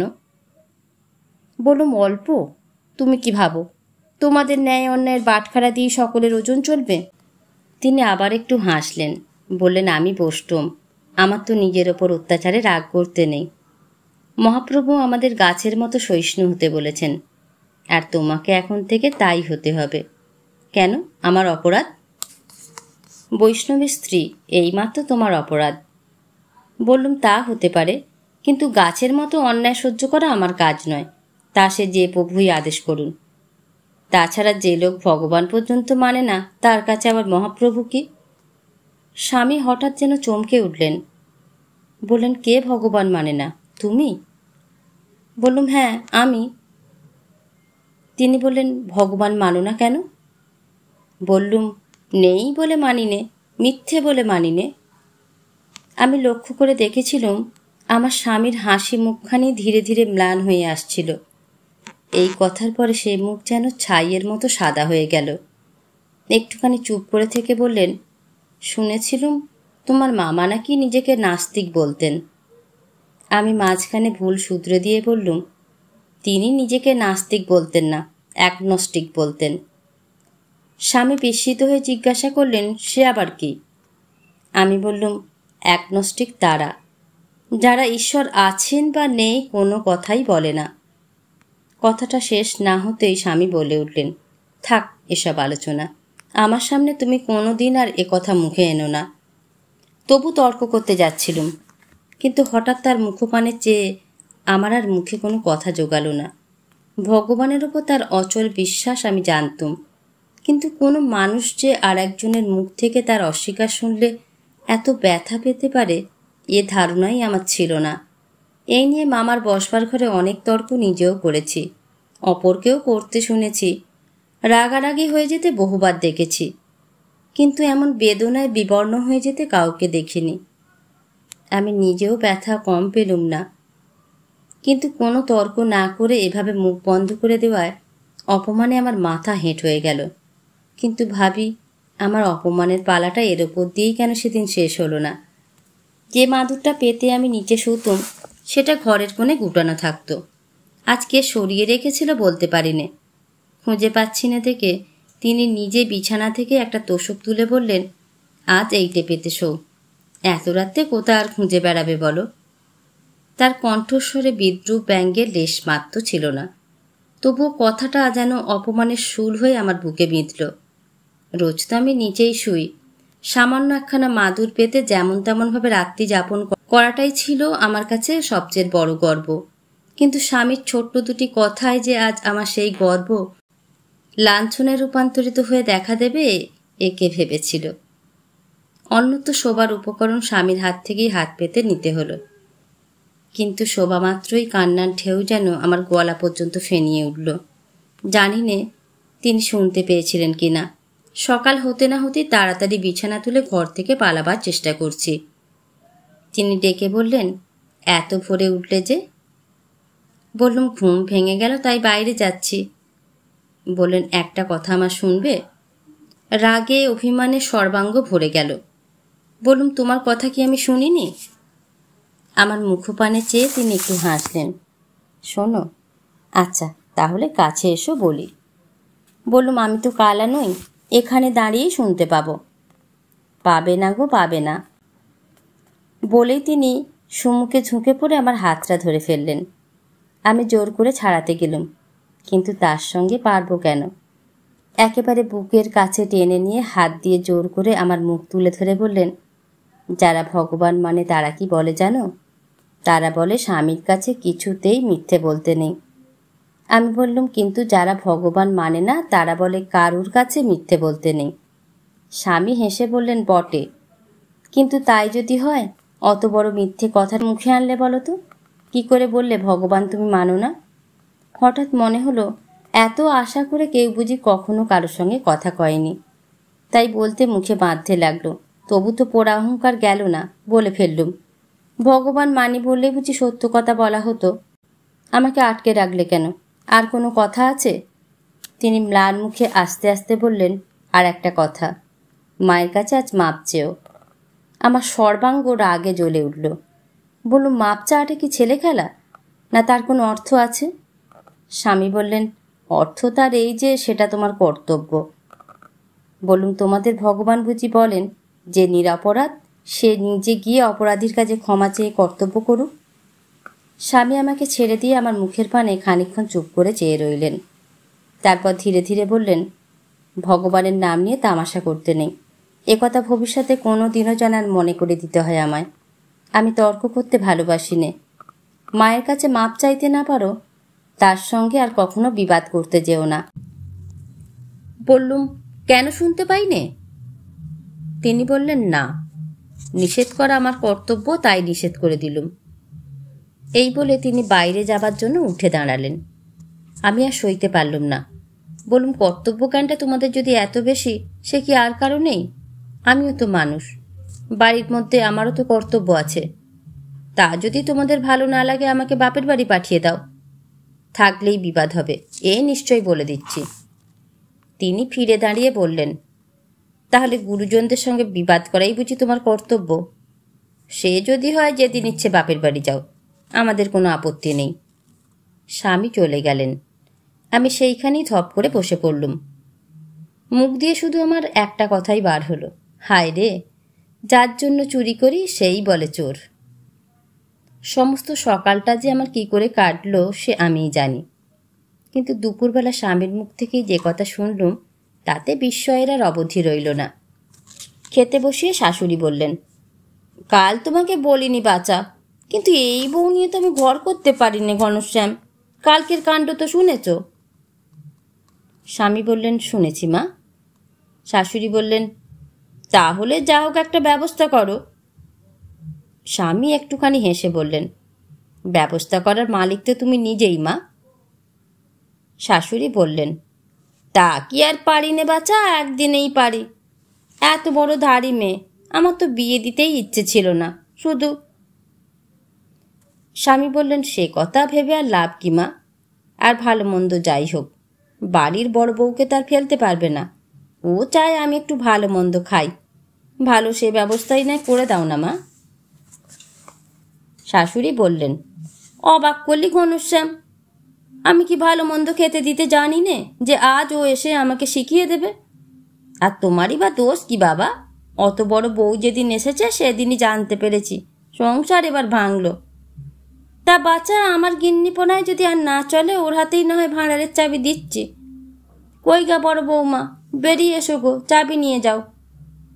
বলে শাশুড়ি ঝনাত করে চাবির গোছাটা রান্নাঘরের দাওয়ার ওপর ফেলে দিলেন। স্বামী আর একটি কথাও কইলেন না। মুখ বুজে ভাত খেয়ে বাইরে যাবার সময় বলতে বলতে গেলেন, সব মেয়ে মানুষের ওই এক রোগ, কাকেই বা কি বলি। আমার বুকের মধ্যে যেন আহ্লাদের জোয়ার ডেকে উঠল। আমি যেখানে ঝগড়া করেছি তা উনি জানতে পেরেছেন। এই কথাটা শতবার মুখে আবৃত্তি করে সহস্র রকমের মনের মধ্যে অনুভব করতে লাগলুম। সকালের সমস্ত ব্যথা আমার যেন ধুয়ে মুছে গেল। এখন কতবার মনে হয়, ছেলেবেলা থেকে কাজের অকাজের কত বই পড়ে কত কথাই শিখেছিলাম, কিন্তু এ কথাটা কোথাও কি শিখতে পেলুম? পৃথিবীতে তুচ্ছ একটি কথা গুছিয়ে না বলার দোষে, ছোট একটি কথা মুখ ফুটে না বলার অপরাধে কত শত ঘর সংসারই না ছারখার হয়ে যায়। হয়তো তাহলে এ কাহিনী লিখবার আজ আর আবশ্যকই হতো না। তাই তো বারবার বলি, ওরে হতভাগী, এত শিখেছিলি, এটা শুধু শিখিসনি। মেয়ে মানুষের কার মানে মান, কার হতা ধরে তোদের মানের অট্টালিকা তাসের অট্টালিকার মতোই এক নিমেষে এক মেয়ে ধূলিসাৎ হয়ে যায়। তবে তোর কপাল পুড়বে না তো পুড়বে কার? সমস্ত সন্ধ্যাবেলাটা ঘরে খিল দিয়ে যদি সাজসজ্জাই করলি, অসময়ে ঘুমের ভান করে যদি স্বামীর পালঙ্কের একধারে গিয়ে শুতেই পারলি, তাকে একটা সাড়া দিতেই কি তোর এমন কণ্ঠরোধ হলো? তিনি ঘরে ঢুকে দ্বিধায় সংকোচে বারবার ইতস্তত করে যখন বেরিয়ে গেলেন, একটা হাত বাড়িয়ে তার হাতটা ধরে ফেলতেই কি তোর হাতে পক্ষাঘাত হলো? সেই তো সারা রাত্রি ধরে মাটিতে পড়ে পড়ে কাঁদলি। একবার মুখ ফুটে বলতেই কি শুধু এত বাধা হলো যে, আচ্ছা তুমি তোমার বিছানাতে এসে শোও, আমি আমার ভূমিসজ্জাতে নয় ফিরে যাচ্ছি। অনেক বেলায় যখন ঘুম ভাঙল, মনে হলো যেন জ্বর হয়েছে। উঠে বাইরে যাচ্ছি, স্বামী এসে ঘরে ঢুকলেন। আমি মুখ নিচু করে একপাশে দাঁড়িয়ে রইলুম। তিনি বললেন, তোমাদের গ্রামের নরেনবাবু এসেছেন। বুকের ভেতরটায় ধক করে উঠল। স্বামী বলতে লাগলেন, আমাদের নিখিলের তিনি কলেজের বন্ধু। চিতর বিলে হাঁস শিকার করবার জন্য কলকাতায় থাকতে সে বুঝি কবে নেমন্তন্ন করে এসেছিল, তাই এসেছেন। তুমিও তাকে বেশ চেনো না? উফ, মানুষের স্পর্ধার কি একটা সীমা থাকতে নেই? ঘাড় নেড়ে জানালুম, আছে। কিন্তু ঘৃণায় লজ্জায় নখ থেকে চুল পর্যন্ত আমার তেতো হয়ে গেল। স্বামী বললেন, তোমার প্রতিবেশীর আদর যত্নের ভার তোমাকেই নিতে হবে। শুনে এমনি চমকে উঠলাম যে ভয় হলো। হয়তো আমার চমকটা তাঁর চোখে পড়েছে, কিন্তু এদিকে তাঁর দৃষ্টি ছিল না। বললেন, কাল রাত্রি থেকে মায়ের বাতটা ভয়ানক বেড়েছে। এদিকে নিখিলও বাড়িতে নেই, অখিলকেও তার অফিস করতে হবে। মুখ নিচু করে কোনো মতে বললুম, তুমি? আমার কিছুতেই থাকবার জো নেই। রায়গঞ্জে পাট কিনতে না গেলেই নয়। কখন ফিরবে? ফিরতে কাল আবার এই সময়, রাত্রিটা সেইখানেই থাকতে হবে। তাহলে আর কোথাও তাকে যেতে বলো। আমি বউ মানুষ, শ্বশুর বাড়িতে তার সামনে বার হতে পারবো না। স্বামী বললেন, ছি, তা কি হয়? আমি সমস্ত ঠিক করে দিয়ে যাচ্ছি। তুমি সামনে না বার হও, আড়াল থেকে গুছিয়ে গাছিয়ে দিও। এই বলে তিনি বাইরে চলে গেলেন। সেই দিন 5 মাস পরে আবার নরেনকে দেখলুম। দুপুরবেলা সে খেতে বসেছিল। আমি রান্নাঘরের দোরের আড়ালে বসে কিছুতেই চোখের কৌতূহল থামাতে পারলুম না। কিন্তু চাইবা মাত্রই আমার সমস্ত মনটা এক প্রকার বিতৃষ্ণায় ভরে গেল। সে পরকে বোঝানো শক্ত। মস্ত একটা তেঁতুল বিছে এঁকে বেঁকে চলে যেতে দেখলে সর্বাঙ্গ যেমন করে ওঠে, অথচ যতক্ষণ সেটা দেখা যায় চোখ ফিরুতে পারা যায় না, ঠিক তেমনি করে আমি নরেনের পানে চেয়ে রইলুম। ছি ছি, ওর ওই দেহটাকে কি করে যে একদিন ছুঁয়েছি, মনে পড়তে সর্বশরীর কাঁটা দিয়ে মাথার চুল পর্যন্ত আমার খাড়া হয়ে উঠল। খেতে খেতে সে মাঝে মাঝে চোখ তুলে চারিদিকে কি যেন খুঁজছিল, সে আমি জানি। আমাদের রাঁধুনি কি একটা তরকারি দিতে গেলে সে হঠাৎ ভারী আশ্চর্য হয়ে জিজ্ঞাসা করলে, হ্যাঁ গা, তোমাদের বড় বউ যে বেরোলো না? রাঁধুনি জানতো যে ইনি আমাদের বাপের বাড়ির লোক, গ্রামের জমিদার। তাই বোধ করি খুশি করবার জন্যই হাসির ভঙ্গিতে এক ঝুড়ি মিথ্যে কথা বলে তার মন জোগালে। বললে, কি জানি বাবু, বড় বৌমার ভারী লজ্জা, নইলে তিনিই তো আপনার জন্য আর নিজে রাঁধলেন। রান্না করে বসে বসে তিনিই তো আপনার সব খাবার এগিয়ে গুছিয়ে দিচ্ছেন। লজ্জা করে কিন্তু কম সম খাবেন না বাবু, তাহলে তিনি বড় রাগ করবেন, আমাকে বলে দিলেন। মানুষের শয়তানির অন্ত নেই, দুঃসাহসেরও অবধি নেই। সে স্বচ্ছন্দে স্নেহের হাসিতে রান্নাঘরের দিকে তুলে চেঁচিয়ে বললে, আমার কাছে তোর আবার লজ্জা কিরে শুধু, আয় আয়, বেরিয়ে আয়, অনেক দিন দেখিনি, একবার দেখি। কাঠ হয়ে সেই দরজা ধরে দাঁড়িয়ে রইলুম। আমার মেজোজাও রান্নাঘরে ছিল। ঠাট্টা করে বললে, দিদির সবটাতেই বাড়াবাড়ি, পাড়ার লোক ভাইয়ের মতো। বিয়ের দিন পর্যন্ত সামনে বেরিয়েছ, কথা কয়েছ, আর আজই যত লজ্জা। একবার দেখতে চাচ্ছেন, যাও না। এর আর কি জবাব দেব? বেলা তখন 2:30। বাড়ির সবাই যে যার ঘরে শুয়েছে। চাকরটা এসে বাইরে থেকে বললে, বাবু পান চাইলেন মা। কে বাবু? নরেন বাবু। তিনি শিকার করতে যাননি? কই না, বৈঠকখানে শুয়ে আছেন যে। তাহলে শিকারের ছলটাও মিথ্যে? পান পাঠিয়ে দিয়ে জানালায় এসে বসলুম। এ বাড়িতে আসা পর্যন্ত এই জানলাটাই ছিল আমার সবচেয়ে প্রিয়। নিচেই ফুল বাগান, একঝাড় চামেলি ফুলের গাছ দিয়ে সম্মুখটা ঢাকা। এখানে বসলে বাইরের সমস্ত দেখা যায়, কিন্তু বাইরে থেকে কিছু দেখা যায় না। আমি মানুষের এই বড় একটা অদ্ভুত কাণ্ড দেখি যে বিপদটা হঠাৎ করে ঘাড়ে এসে পড়ে তাকে একান্ত অস্থির ও উদ্বিগ্ন করে দিয়ে যায়। অনেক সময় সে তাকেই একপাশে ঠেলে দিয়ে একটা তুচ্ছ কথা চিন্তা করতে বসে যায়। বাইরে পান পাঠিয়ে দিয়ে আমি নরেনের কথাই ভাবতে বসেছিলাম সত্যি, কিন্তু কখন কোন ফাঁকে যে স্বামী এসে আমার সমস্ত মন জুড়ে বসে গিয়েছিলেন সে আমি টের পাইনি। আমার স্বামীকে আমি যত দেখছিলাম ততই আশ্চর্য হয়ে যাচ্ছিলাম।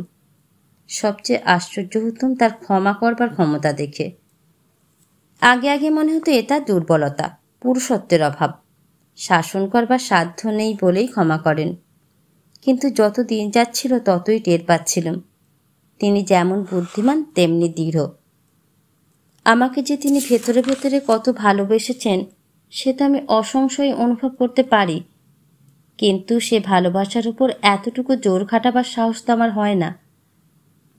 একদিন কথায় কথায় বলেছিলাম, আচ্ছা তুমি বাড়ির সর্বস্ব, কিন্তু তোমাকে যে বাড়িশুদ্ধ সবাই অযত্ন অবহেলা করে, এমনকি অত্যাচার করে, একে তুমি ইচ্ছে করলে শাসন করে দিতে পারো না? তিনি হেসে জবাব দিয়েছেন, কই, কেউ তো অযত্ন করে না। কিন্তু আমি নিশ্চয় জানতুম কিছুই তার অবিদিত ছিল না। বললুম, আচ্ছা, যত বড় দোষী হোক, তুমি কি সব মাপ করতে পারো? তিনি তেমনি হাসি মুখে বললেন, যে সত্যি ক্ষমা চায় তাকে করতেই হবে, এ যে আমাদের মহাপ্রভুর আদেশ গো। তাই এক একদিন চুপ করে বসে ভাবতুম, ভগবান যদি সত্যি নেই, তাহলে এত শক্তি, এত শান্তি ইনি পেলেন কোথায়?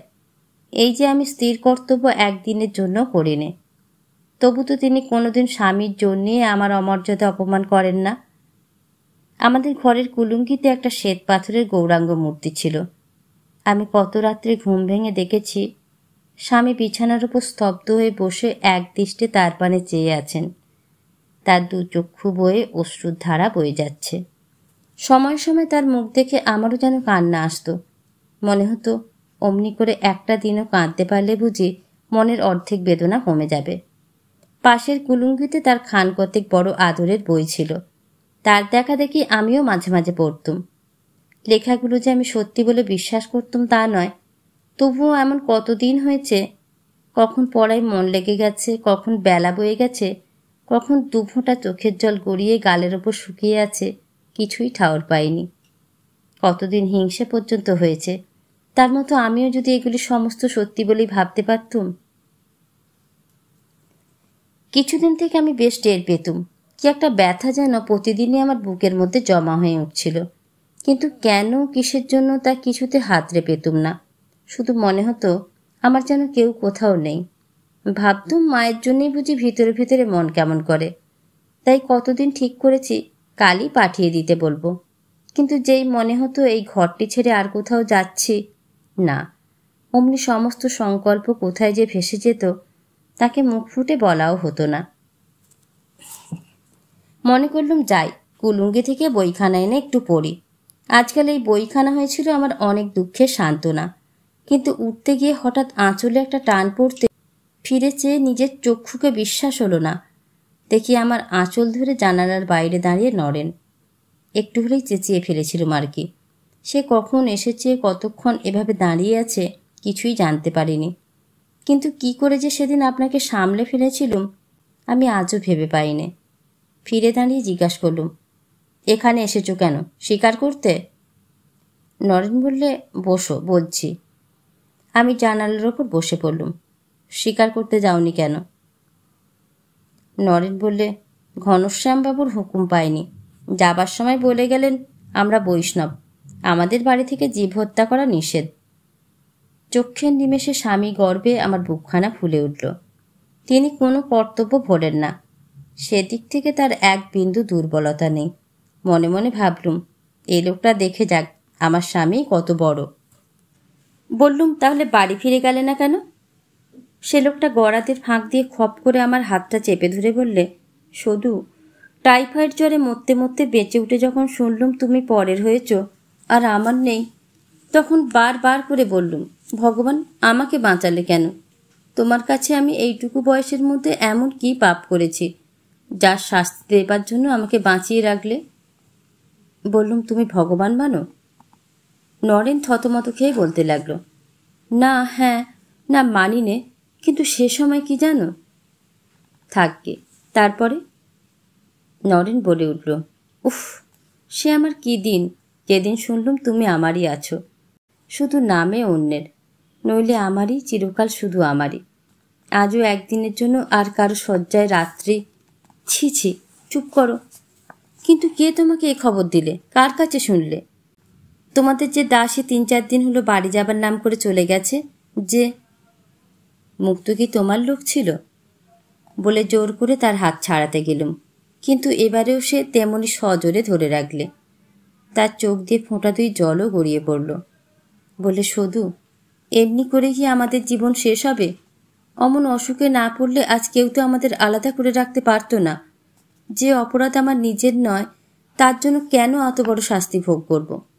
লোকে ভগবান ভগবান করে, কিন্তু তিনি সত্যি থাকলে কি বিনা দোষে এত বড় সাজা আমাদের দিতেন? কখনো না। তুমি বা কিসের জন্য একজন অজানা অচেনা মুখ্য লোকের... থাক থাক, ও কথা থাক। নরেন চমকে উঠে বললে, আচ্ছা থাক, কিন্তু যদি জানতুম তুমি সুখে আছো, সুখী হয়েছ, তাহলে হয়তো একদিন মনকে সান্ত্বনা দিতে পারতুম। কিন্তু কোনো সম্বলই যে আমার হাতে নেই, আমি বাঁচব কী করে? আবার তার চোখে জল এসে পড়ল। এবার সে আমার হাতটাই টেনে নিয়ে তার নিজের চোখের জল মুছে বললে, এমন কোনো সভ্য দেশ পৃথিবীতে আছে যেখানে এত বড় অন্যায় হতে পারত? মেয়ে মানুষ বলে কি প্রাণ নেই? তার ইচ্ছের বিরুদ্ধে বিয়ে দিয়ে এমন করে সারা জীবন দগ্ধ করবার অধিকার সংসারে কার আছে? কোন দেশের মেয়েরা ইচ্ছে করলে এমন বিয়ে লাথি মেরে ভেঙে দিয়ে যেখানে খুশি যেতে পারে না? এসব কথা আমি সমস্তই জানতুম। আমার মামার ঘরে সাম্য, মৈত্রী, স্বাধীনতার কোনো আলোচনাই বাকি ছিল না। আমার বুকের ভেতরটা কেমন যেন দুলতে লাগলো। বলুন, তুমি আমাকে কি করতে বলো? নরেন বললে, আমি তোমাকে কোনো কথাই বলবো না। এইটুকু শুধু জানিয়ে যাব যে মরণের গাছ থেকে উঠে পর্যন্ত আমি আজকের দিনের প্রতীক্ষা করেই পথ চেয়েছিলুম। তারপরে হয়তো একদিন শুনতে পাবে যেখান থেকে উঠে এসেছি তার কাছেই ফিরে চলে গেছি। কিন্তু তোমার কাছে এই আমার শেষ নিবেদন রইল শুধু, বেঁচে থাকতে যখন কিছুই পেলুম না, মরণের পরে ওই চোখের দুফোঁটা জল যেন পাই। আত্মা বলে যদি কিছু থাকে, তার তাতেই তৃপ্তি হবে। আমার হাতটা তার হাতের মধ্যেই রইল। চুপ করে বসে রইলুম।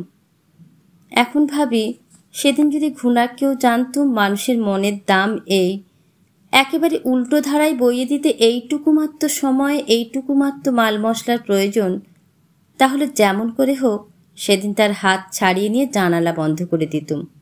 কিছুতেই তার একটা কথাও কানে ঢুকতে দিতুম না। কটা কথা, কফোঁটা চোখের জলই বা তার খরচ হয়েছিল। কিন্তু প্রচণ্ড নদীর স্রোতে পাতাশুদ্ধ সরকার যেমন কাঁপতে থাকে, তেমনি করে আমার সমগ্র দেহটা কাঁপতে লাগলো।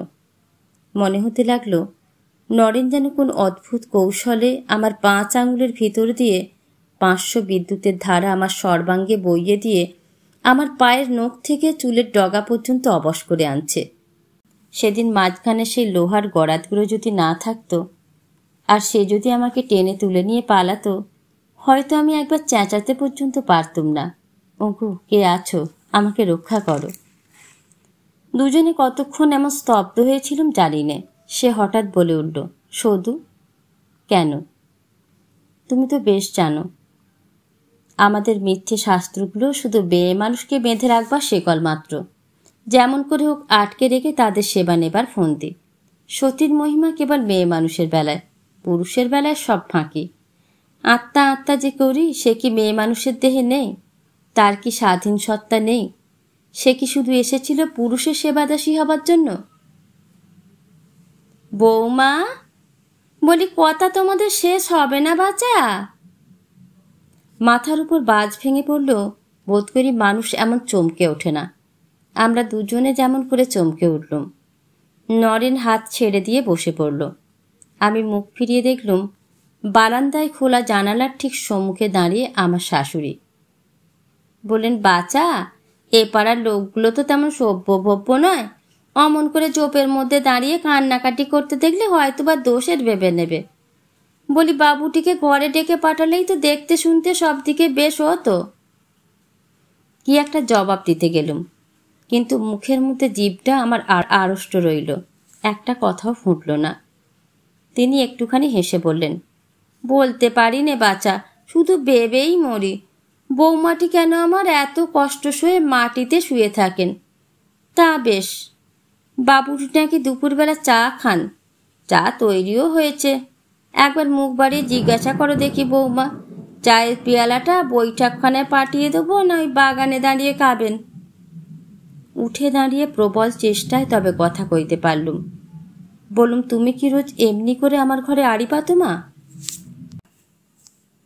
শাশুড়ি মাথা নেড়ে বললেন, না না, সময় পাই কোথা, সংসারের কাজ করেই তো সারতে পারি নে।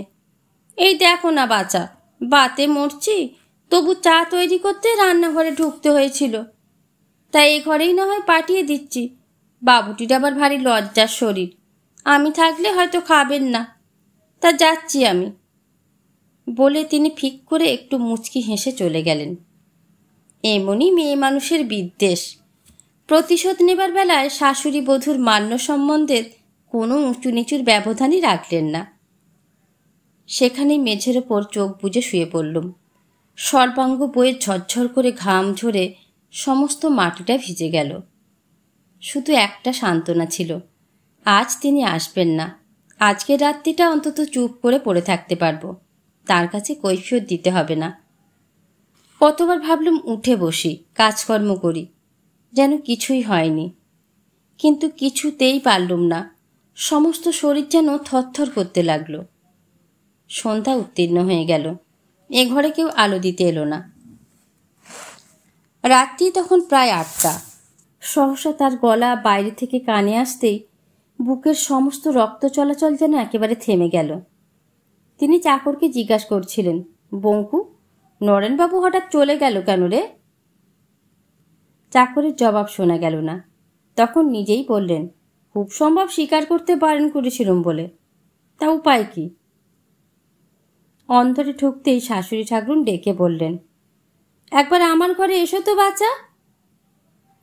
তার যে এক মুহূর্ত দেরি সইবে না সে আমি জানতুম। তিনি যখন আমার ঘরে এলেন, কিসের একটা প্রচণ্ড নিষ্ঠুর আঘাত প্রতিজ্ঞা করেই যেন সর্বাঙ্গ কাঠের মতো শক্ত করে পড়ে রইলুম। কিন্তু তিনি একটা কথাও বললেন না।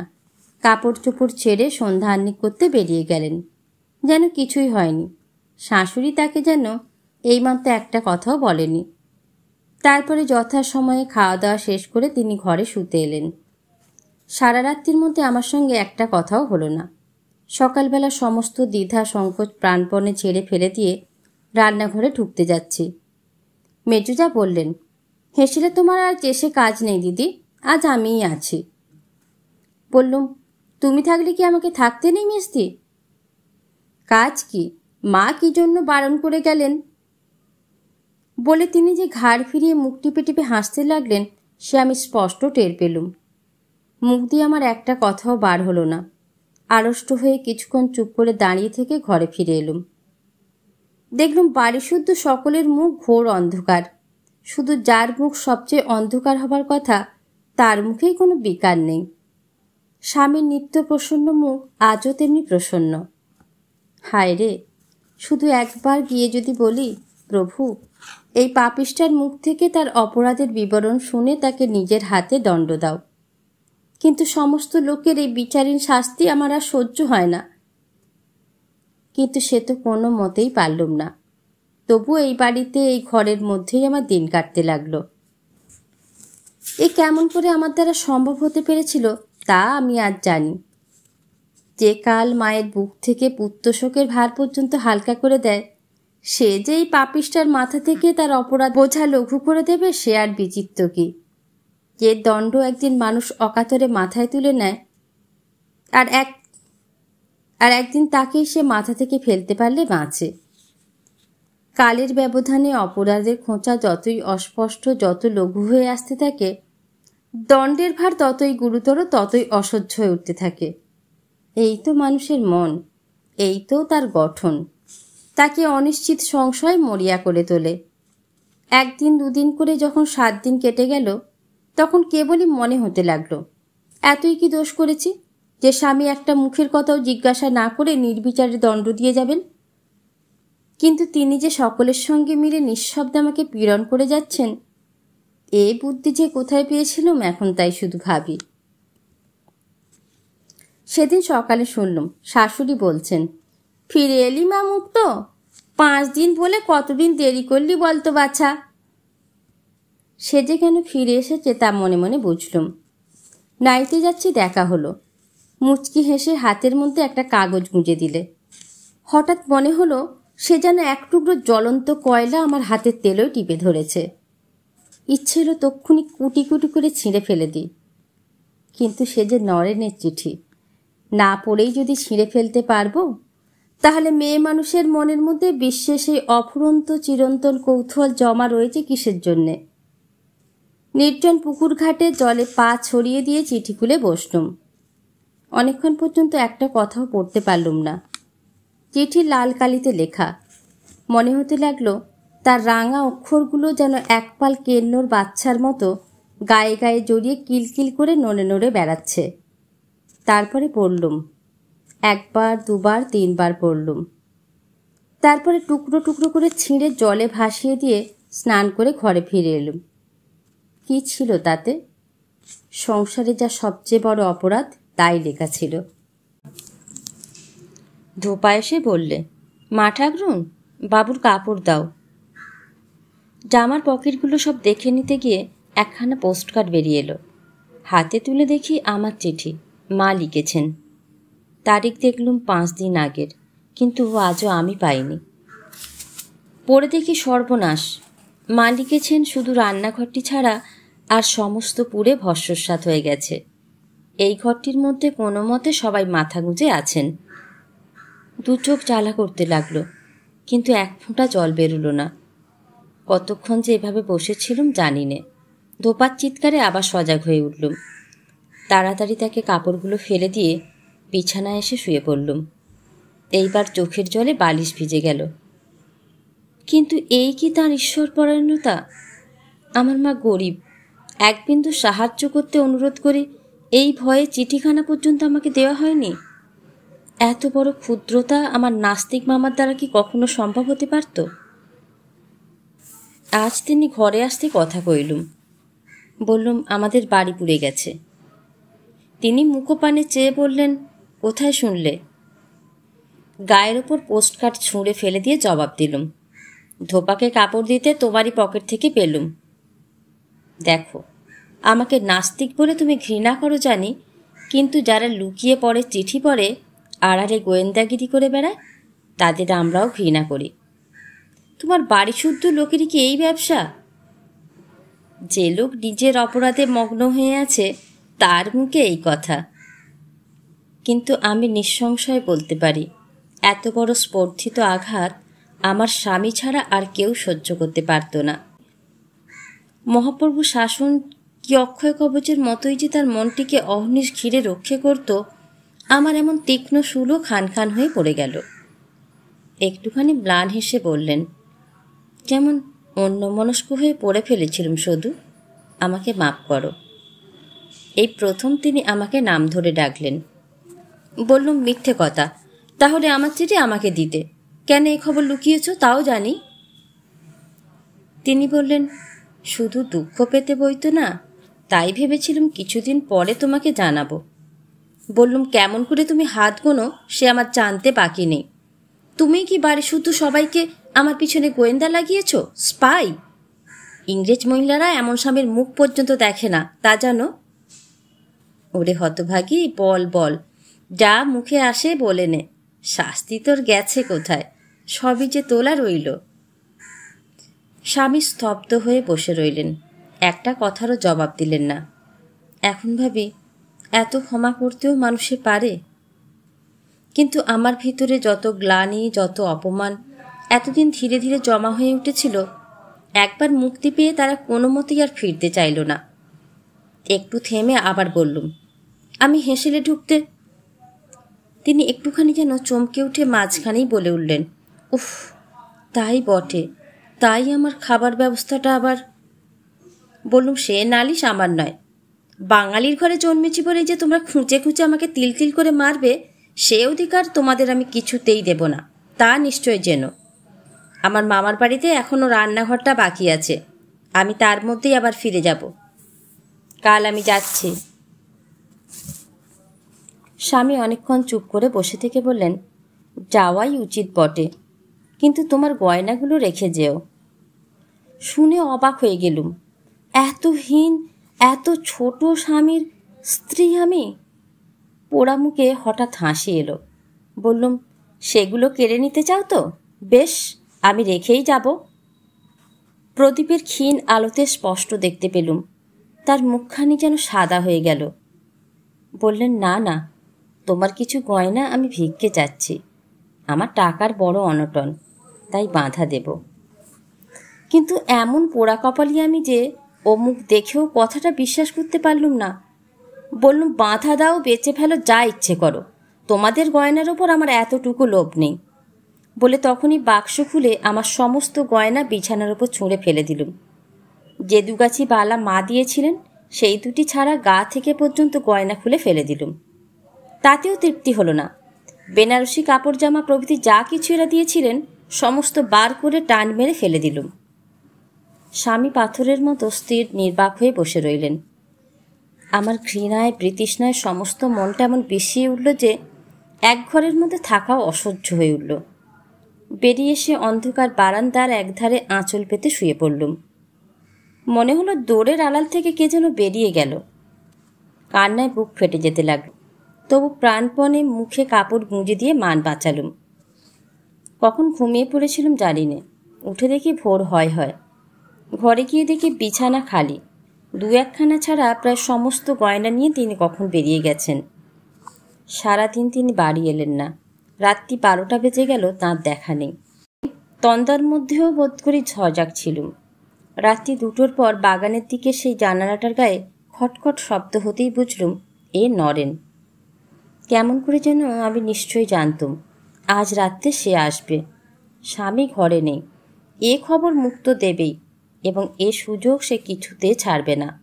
কোথাও কাছাকাছি সে যে আছেই, এ যেন একটা ভারী অমঙ্গলের মতো অনুভব করতুম। নরেন এত নিঃসংশয় ছিল যে সে অনায়াসে বললে, দেরি করো না, যেমন আছো বেরিয়ে এসো। মুক্ত খিড়কি খুলে দাঁড়িয়ে আছে। বাগান পার হয়ে রাস্তা দিয়ে অনেকখানি অন্ধকারে এগিয়ে গিয়ে গাড়িতে গিয়ে বসলুম। মা বসুমতী, গাড়ি শুদ্ধ হতভাগীকে সেদিন গ্রাস করলে না কেন? কলকাতার বউবাজারের একটা ছোট্ট বাসায় গিয়ে যখন উঠলুম তখন বেলা 8:30। আমাকে পৌঁছে দিয়ে নরেন তার নিজের বাসায় কিছুক্ষণের জন্য চলে গেল। দাসী উপরের ঘরে বিছানা পেতে রেখেছিল। টলতে টলতে গিয়ে শুয়ে পড়লুম। আশ্চর্য যে কথা কখনো ভাবিনি, সমস্ত ভাবনা ছেয়ে তখন সেই কথাই আমার মনে পড়তে লাগলো। আমি 9 বছর বয়সে একবার জলে ডুবে যাই। অনেক যত্ন চেষ্টার পরে জ্ঞান হলে মায়ের হাত ধরে ঘরের বিছানায় গিয়ে শুয়ে পড়ি। মা শিওরে বসে এক হাতে মাথায় হাত বুলিয়ে দিয়ে এক হাতে পাখার বাতাস করেছিলেন। মায়ের মুখ আর তার সেই পাখা নিয়ে হাত নাড়াটা ছাড়া সংসারে আজ যেন আমার কিছু রইল না। দাসী এসে বললে, বৌমা, কলের জল চলে যাবে, উঠে চান করে নাও। স্নান করে এলুম। উড়ে বামুন ভাত দিয়ে গেল। মনে হয় কিছু খেয়েও ছিলুম, কিন্তু উঠতে না উঠতে সমস্ত বমি হয়ে গেল। তারপর হাত মুখ ধুয়ে নির্জীবের মতো বিছানায় শুয়ে পড়া মাত্রই বোধ করি ঘুমিয়ে পড়েছিলুম। স্বপ্ন দেখলুম স্বামীর সঙ্গে ঝগড়া করছি। তিনি তেমনই নীরবে বসে আছেন, আর আমি গায়ের গয়না খুলে তার গায়ে ছুঁড়ে ফেলছি। কিন্তু গয়নাগুলো আর ফুরোয় না, আমার ছুঁড়ে ফেলাও থামে না। যত ফেলি ততই যেন কোথা থেকে গয়নায় সর্বাঙ্গ ভরে ওঠে। হঠাৎ হাতের ভারী অনন্তটা ছুঁড়ে ফেলতেই সেটা সজোরে গিয়ে তাঁর কপালে লাগলো। সঙ্গে সঙ্গে তিনি চোখ বুজে শুয়ে পড়লেন, আর সেই ফাটা কপাল দিয়ে রক্তের ধারা ফিনকি দিয়ে কড়িকাঠে গিয়ে ঠেকতে লাগলো। এমন করে কতক্ষণ যে কেটেছিল আর কতক্ষণ যে কাটতে পারত বলতে পারিনে। যখন ঘুম ভাঙল তখন চোখের জলে বিছানা বালিশ ভিজে গেছে। চোখ চেয়ে দেখি তখন অনেক বেলা আছে, আর নরেন পাশে বসে আমাকে ঠেলা দিয়ে ঘুম ভাঙাচ্ছে। সে বলে, স্বপন দেখছিলে? ইস, কি হয়েছে বলে কোঁচার খুঁট দিয়ে মুখ মুছিয়ে দিলে। স্বপন? এক মুহূর্তে মনটা যেন স্বস্তিতে ভরে গেল। চোখ রগড়ে উঠে বসে দেখলুম সুমুখেই মস্ত একটা কাগজে মোড়া পার্সেল। ও কি? তোমার জামা কাপড় সব কিনে আনলুম। তুমি কিনতে গেলে কেন? নরেন একটু হেসে বললে, আমি ছাড়া আর কে কিনবে? এত কান্না আমি আর কখনো কাঁদিনি। নরেন বললে, আচ্ছা, পা ছেড়ে উঠে বসবন। আমি দিব্যি করছি, আমরা এক মায়ের পেটের ভাই বোন। তোকে যত ভালোই বাসি নে কেন, তবু আমি আমার কাছ থেকে তোকে চিরকাল রক্ষে করব। চিরকাল? না না, তার পায়ের ওপর আমাকে তোমরা ফেলে দিয়ে চলে এসো নরেন দাদা। আমার অদিষ্টে যা হবার তা হোক। কাল সমস্ত রাত্রি তাকে চোখে দেখিনি, আজ আবার সমস্ত রাত্রি দেখতে না পেলে আমি মরে যাব ভাই। দাসী ঘরে প্রদীপ দিয়ে গেল। নরেন উঠে গিয়ে একটা মোড়ার ওপর বসে বললে, মুক্তোর কাছে আমি সমস্ত শুনেছি, কিন্তু তাকে যদি এতই ভালোবাসতে কোনোদিন একসঙ্গে তো। তাড়াতাড়ি বললাম, তুমি আমার বড় ভাই, এসব কথা আমাকে তুমি জিজ্ঞাসা করো না। নরেন অনেকক্ষণ চুপ করে বসে থেকে বললে, আমি আজই তোমাদের বাগানের কাছে রেখে আসতে পারি, কিন্তু তিনি কি তোমাকে নেবেন? তখন গ্রামের মধ্যে তোমার কি দুর্গতি হবে বলো তো? বুকের ভিতরটা কে যেন দুহাতে পাকিয়ে মুচড়ে দিলে, কিন্তু তক্ষুনি নিজেকে সামলে নিয়ে বললুম, ঘরে নেবেন না সে জানি, কিন্তু তিনি যে আমাকে মাপ করবেন তাতে কোনো সন্দেহ নেই। যত বড় অপরাধ হোক, সত্যি সত্যি মাপ চাইলে তার না বলবার জো নেই। এ যে আমি তার মুখেই শুনেছি। ভাই, আমাকে তুমি তার পায়ের তলে রেখে এসো নরেন দাদা, ভগবান তোমাকে রাজ্যেশ্বর করবেন, আমি কাই মনে বলছি। মনে করেছিলুম আর চোখের জল ফেলব না, কিন্তু কিছুতেই ধরে রাখতে পারলুম না, আবার ঝরঝর করে পড়তে লাগলো। নরেন মিনিটখানেক চুপ করে থেকে বললে, সদু, তুমি কি সত্যি ভগবান মানো? আজ চরম দুঃখে মুখ দিয়ে পরম সত্য বার হয়ে গেল। বললুম, মানি। তিনি আছে বলেই তো এত করেও ফিরে যেতে চাইছি, নইলে এইখানে গলায় দড়ি দিয়ে মরতুম নরেন দাদা, ফিরে যাবার কথা মুখে আনতুম না। নরেন বললে, কিন্তু আমি তো মানি নে। তাড়াতাড়ি বলে উঠলুম, আমি বলছি, আমার মতো তুমিও একদিন নিশ্চয়ই মানবে, সে তখন বোঝা যাবে। বলে নরেন গম্ভীর মুখে বসে রইল। মনে মনে কি যেন ভাবছে বুঝতে পেরে আমি ব্যাকুল হয়ে উঠলুম। আমার 1 মিনিটও দেরি সইছিল না। বললুম, আমাকে কখন রেখে আসবে নরেন দাদা? নরেন মুখ তুলে ধীরে ধীরে বললে, সে কখনো তোমাকে নেবে না। সে চিন্তা কেন করছো ভাই? নিন না নিন সে তাঁর ইচ্ছে, কিন্তু আমাকে তিনি ক্ষমা করবেন এ কথা নিশ্চয়ই বলতে পারি। ক্ষমা না নিলে ক্ষমা না করা দুই সমান। তখন তুমি কোথায় যাবে বলো তো? সমস্ত পাড়ার মধ্যে কত বড় একটা বৃষ্টি হইচই গণ্ডগোল পড়ে যাবে, একবার ভেবে দেখো দেখি। ভয়ে কাঁদো কাঁদো হয়ে বললুম, সে ভাবনা এতটুকু করো না নরেন দাদা, তখন তিনি আমার উপায় করে দেবেন। নরেন আবার কিছুক্ষণ চুপ করে থেকে বললে, আর তোমারই হয় একটা উপায় করবেন, কিন্তু আমার তো করবেন না, তখন? এ কথার কি যে জবাব দেবো ভেবে পেলুম না। বললুম, তাতেই বা তোমার ভয় কি?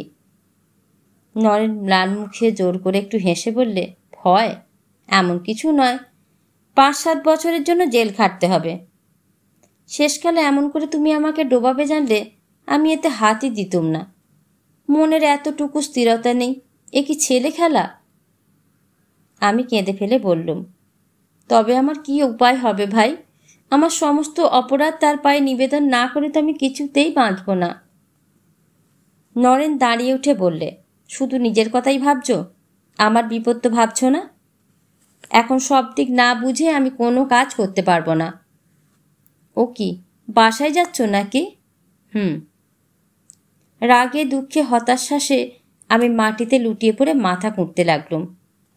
তুমি সঙ্গে না যাও, এইখান থেকে আমার যাবার উপায় করে দিয়ে যাও, আমি একলা ফিরে যাব। ওগো, আমি তার দিব্যি করে বলছি, আমি কারুর নাম করব না, কাউকে বিপদে চড়াবো না, সমস্ত শাস্তি আমি একা মাথা পেতে নেব। তোমার দুটি পায়ে পড়ি নরেন্দা, আমাকে আটকে রেখে আমার সর্বনাশ করো না। মুখ তুলে দেখি সে ঘরে নেই, পা টিপে টিপে বেরিয়ে গেছে। ছুটে গিয়ে সদর দরজায় দেখি তালা বন্ধ। হুড়ে বামুন বললে, বাবু চাবি নিয়ে চলে গেছেন, কাল সকালে এসে খুলে দেবেন। ঘরে ফিরে এসে আর একবার মাটির ওপর লুটিয়ে পড়ে কাঁদতে কাঁদতে বললুম, ভগবান, কখনো তোমাকে ডাকিনি, আজ ডাকছি, তোমার এই একান্ত নিরুপায় মহাপাপিষ্টা সন্তানের গতি করে দাও। আমার সে ডাক কত প্রচণ্ড, তার শক্তি যে কত দুর্নিবার, আজ সে শুধু আমিই জানি। তবু 7 দিন কেটে গেল, কিন্তু কেমন করে যে কাটল সে ইতিহাস বলবার আমার সামর্থ্যও নেই, ধৈর্যও নেই। সে যাক। বিকেলবেলায় আমার ওপরের ঘরের জানালায় বসে নিচের গলির পানে তাকিয়েছিলুম। অফিসের ছুটি হয়ে গেছে। সারাদিনের খাটুনির পর বাবুরা বাড়িমুখো হনহন করে চলেছে। অধিকাংশই সামান্য গৃহস্থ। তাদের বাড়ির ছবি আমার চোখের ওপর স্পষ্ট ফুটে উঠল। বাড়ির মেয়েদের মধ্যে এখন সবচেয়ে কারা বেশি ব্যস্ত। জল খাবার সাজাতে, চা তৈরি করতে সবচেয়ে কারা বেশি ছুটোছুটি করে বেড়াচ্ছে। সেটা মনে হতেই বুকের ভিতরটা ধক করে উঠল।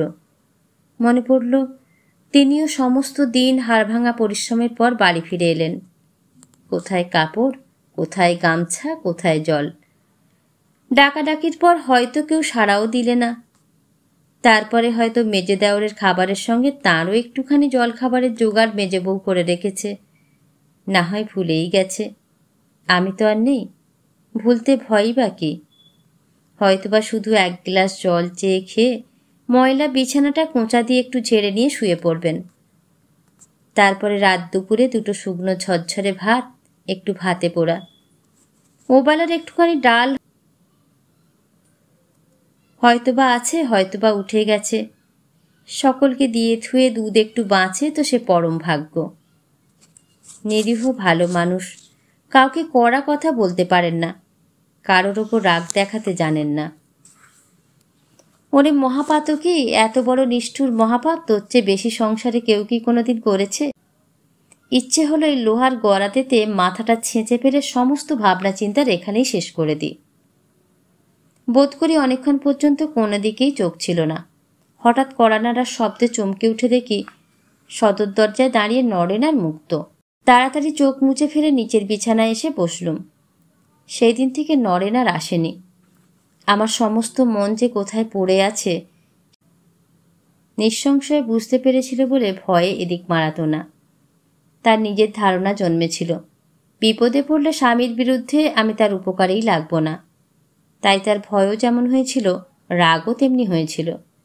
ঘরে ঢুকে আমার দিকে চেয়েই দুজনে একসঙ্গে চমকে উঠল। নরেন বললে, তোমার এত অসুখ করেছিল তা আমাকে খবর দাওনি কেন? তোমার বামুনটা তো আমার বাসা চেনে। ঝি দালানে ঝাঁট দিচ্ছিল। সে খপ করে বলে বসল, অসুখ করবে কেন বাবু? শুধু জল খেয়ে থাকলে মানুষ রোগা হবে না? দুটি বেলা দেখছি ভাতের থালা যেমন বাড়া হয় তেমনি পড়ে থাকে, অর্ধেক দিন তো হাতও দেন না। শুনে দুজনেই স্তব্ধ হয়ে আমার পানে চেয়ে রইল। সন্ধ্যার পর নরেন বাসায় চলে গেলে মুক্তকে নিচে টেনে নিয়ে বললুম, কেমন আছেন তিনি? মুক্ত কেঁদে ফেললে। বলে, অদিষ্ট ছাড়া পথ নেই বৌমা, নইলে এমন স্বামীর ঘর করতে পেলে না। তুই তো ঘর করতে দিলি না মুক্ত। মুক্ত চোখ মুছে বললে, মনে হলে বুকের ভিতরটায় যে কি করতে থাকে সে আর তোমাকে কি বলবো। বাবু ছাড়া আর সবাই জানে তুমি বাড়ি পোড়ার খবর পেয়ে রাত্রিরেই রাগারাগি করে বাপের বাড়ি চলে গেছো। তোমার শাশুড়িও তার হুকুম নেওয়া হয়নি বলে রাগ করে তার সঙ্গে কথাবার্তাই বন্ধ করে দিয়েছে। মাগি কি বজ্জাত, মা কি বজ্জাত, যে কষ্টটা বাবুকে দিচ্ছে দেখলে পাষাণের দুঃখ হয়। সাথে কি আর তুমি ঝগড়া করতে বৌমা? ঝগড়া করা আমার চিরকালের জন্য ঘুচে গেল। বলতে গিয়ে সত্যি সত্যি যেন দম আটকে এলো। আজ মুক্তোর কাছে শুনতে পেলুম আমাদের পোড়া বাড়ি আবার মেরামত হচ্ছে, তিনি টাকা দিয়েছেন। হয়তো সেই জন্যেই আমার গয়নাগুলো হঠাৎ বাধা দেবার তার প্রয়োজন হয়েছিল। বলুন, বল মুক্ত, সব বল। যত রকমের বুক ফাটা খবর আছে সমস্ত আমাকে একটি একটি করে শোনা। এতটুকু দয়া তোরা আমাকে করিস নে। মুক্ত বললে, এ বাড়ির ঠিকানা তিনি জানেন। শিউরে উঠে বললুম, কি করে? মাসখানেক আগে যখন এ বাড়ি তোমার জন্য ভাড়া নেওয়া হয় তখন আমি জানতুম। তারপর একদিন নদীর ধারে নরেনবাবুর সঙ্গে আমাকে লুকিয়ে কথা কইতে তিনি নিজের চোখে দেখেছিলেন। তারপরে বামুনের পা ছুঁয়ে মিথ্যে বলতে পারলুম না বৌমা। চলে আসবার দিন এ বাসার ঠিকানা বলে ফেললুম। এলিয়ে মুক্তোর কোলের ওপরেই চোখ বুজে শুয়ে পড়লুম। অনেকক্ষণ পরে মুক্ত বললে, বৌমা। কেন মুক্ত? যদি তিনি নিজে তোমাকে ফিরিয়ে নিতে এসে পড়েন? প্রাণপণ বলে উঠে বসে মুক্তোর মুখ চেপে ধরলুম। না মুক্ত, ও কথা তোকে আমি বলতে দেব না। আমার দুঃখ আমাকে সজ্ঞানে বইতে দে। পাগল করে দিয়ে আমার প্রায়শ্চিত্তের পথ তুই বন্ধ করে দিস নে। মুক্ত জোর করে তার মুখ ছাড়িয়ে নিয়ে বললে, আমাকেও তো প্রায়শ্চিত্ত করতে হবে বৌমা। টাকার সঙ্গে তো ওকে ওজন করে ঘরে তুলতে পারবো না। এই কথার আর জবাব দিলুম না। চোখ বুজে শুয়ে পড়লুম।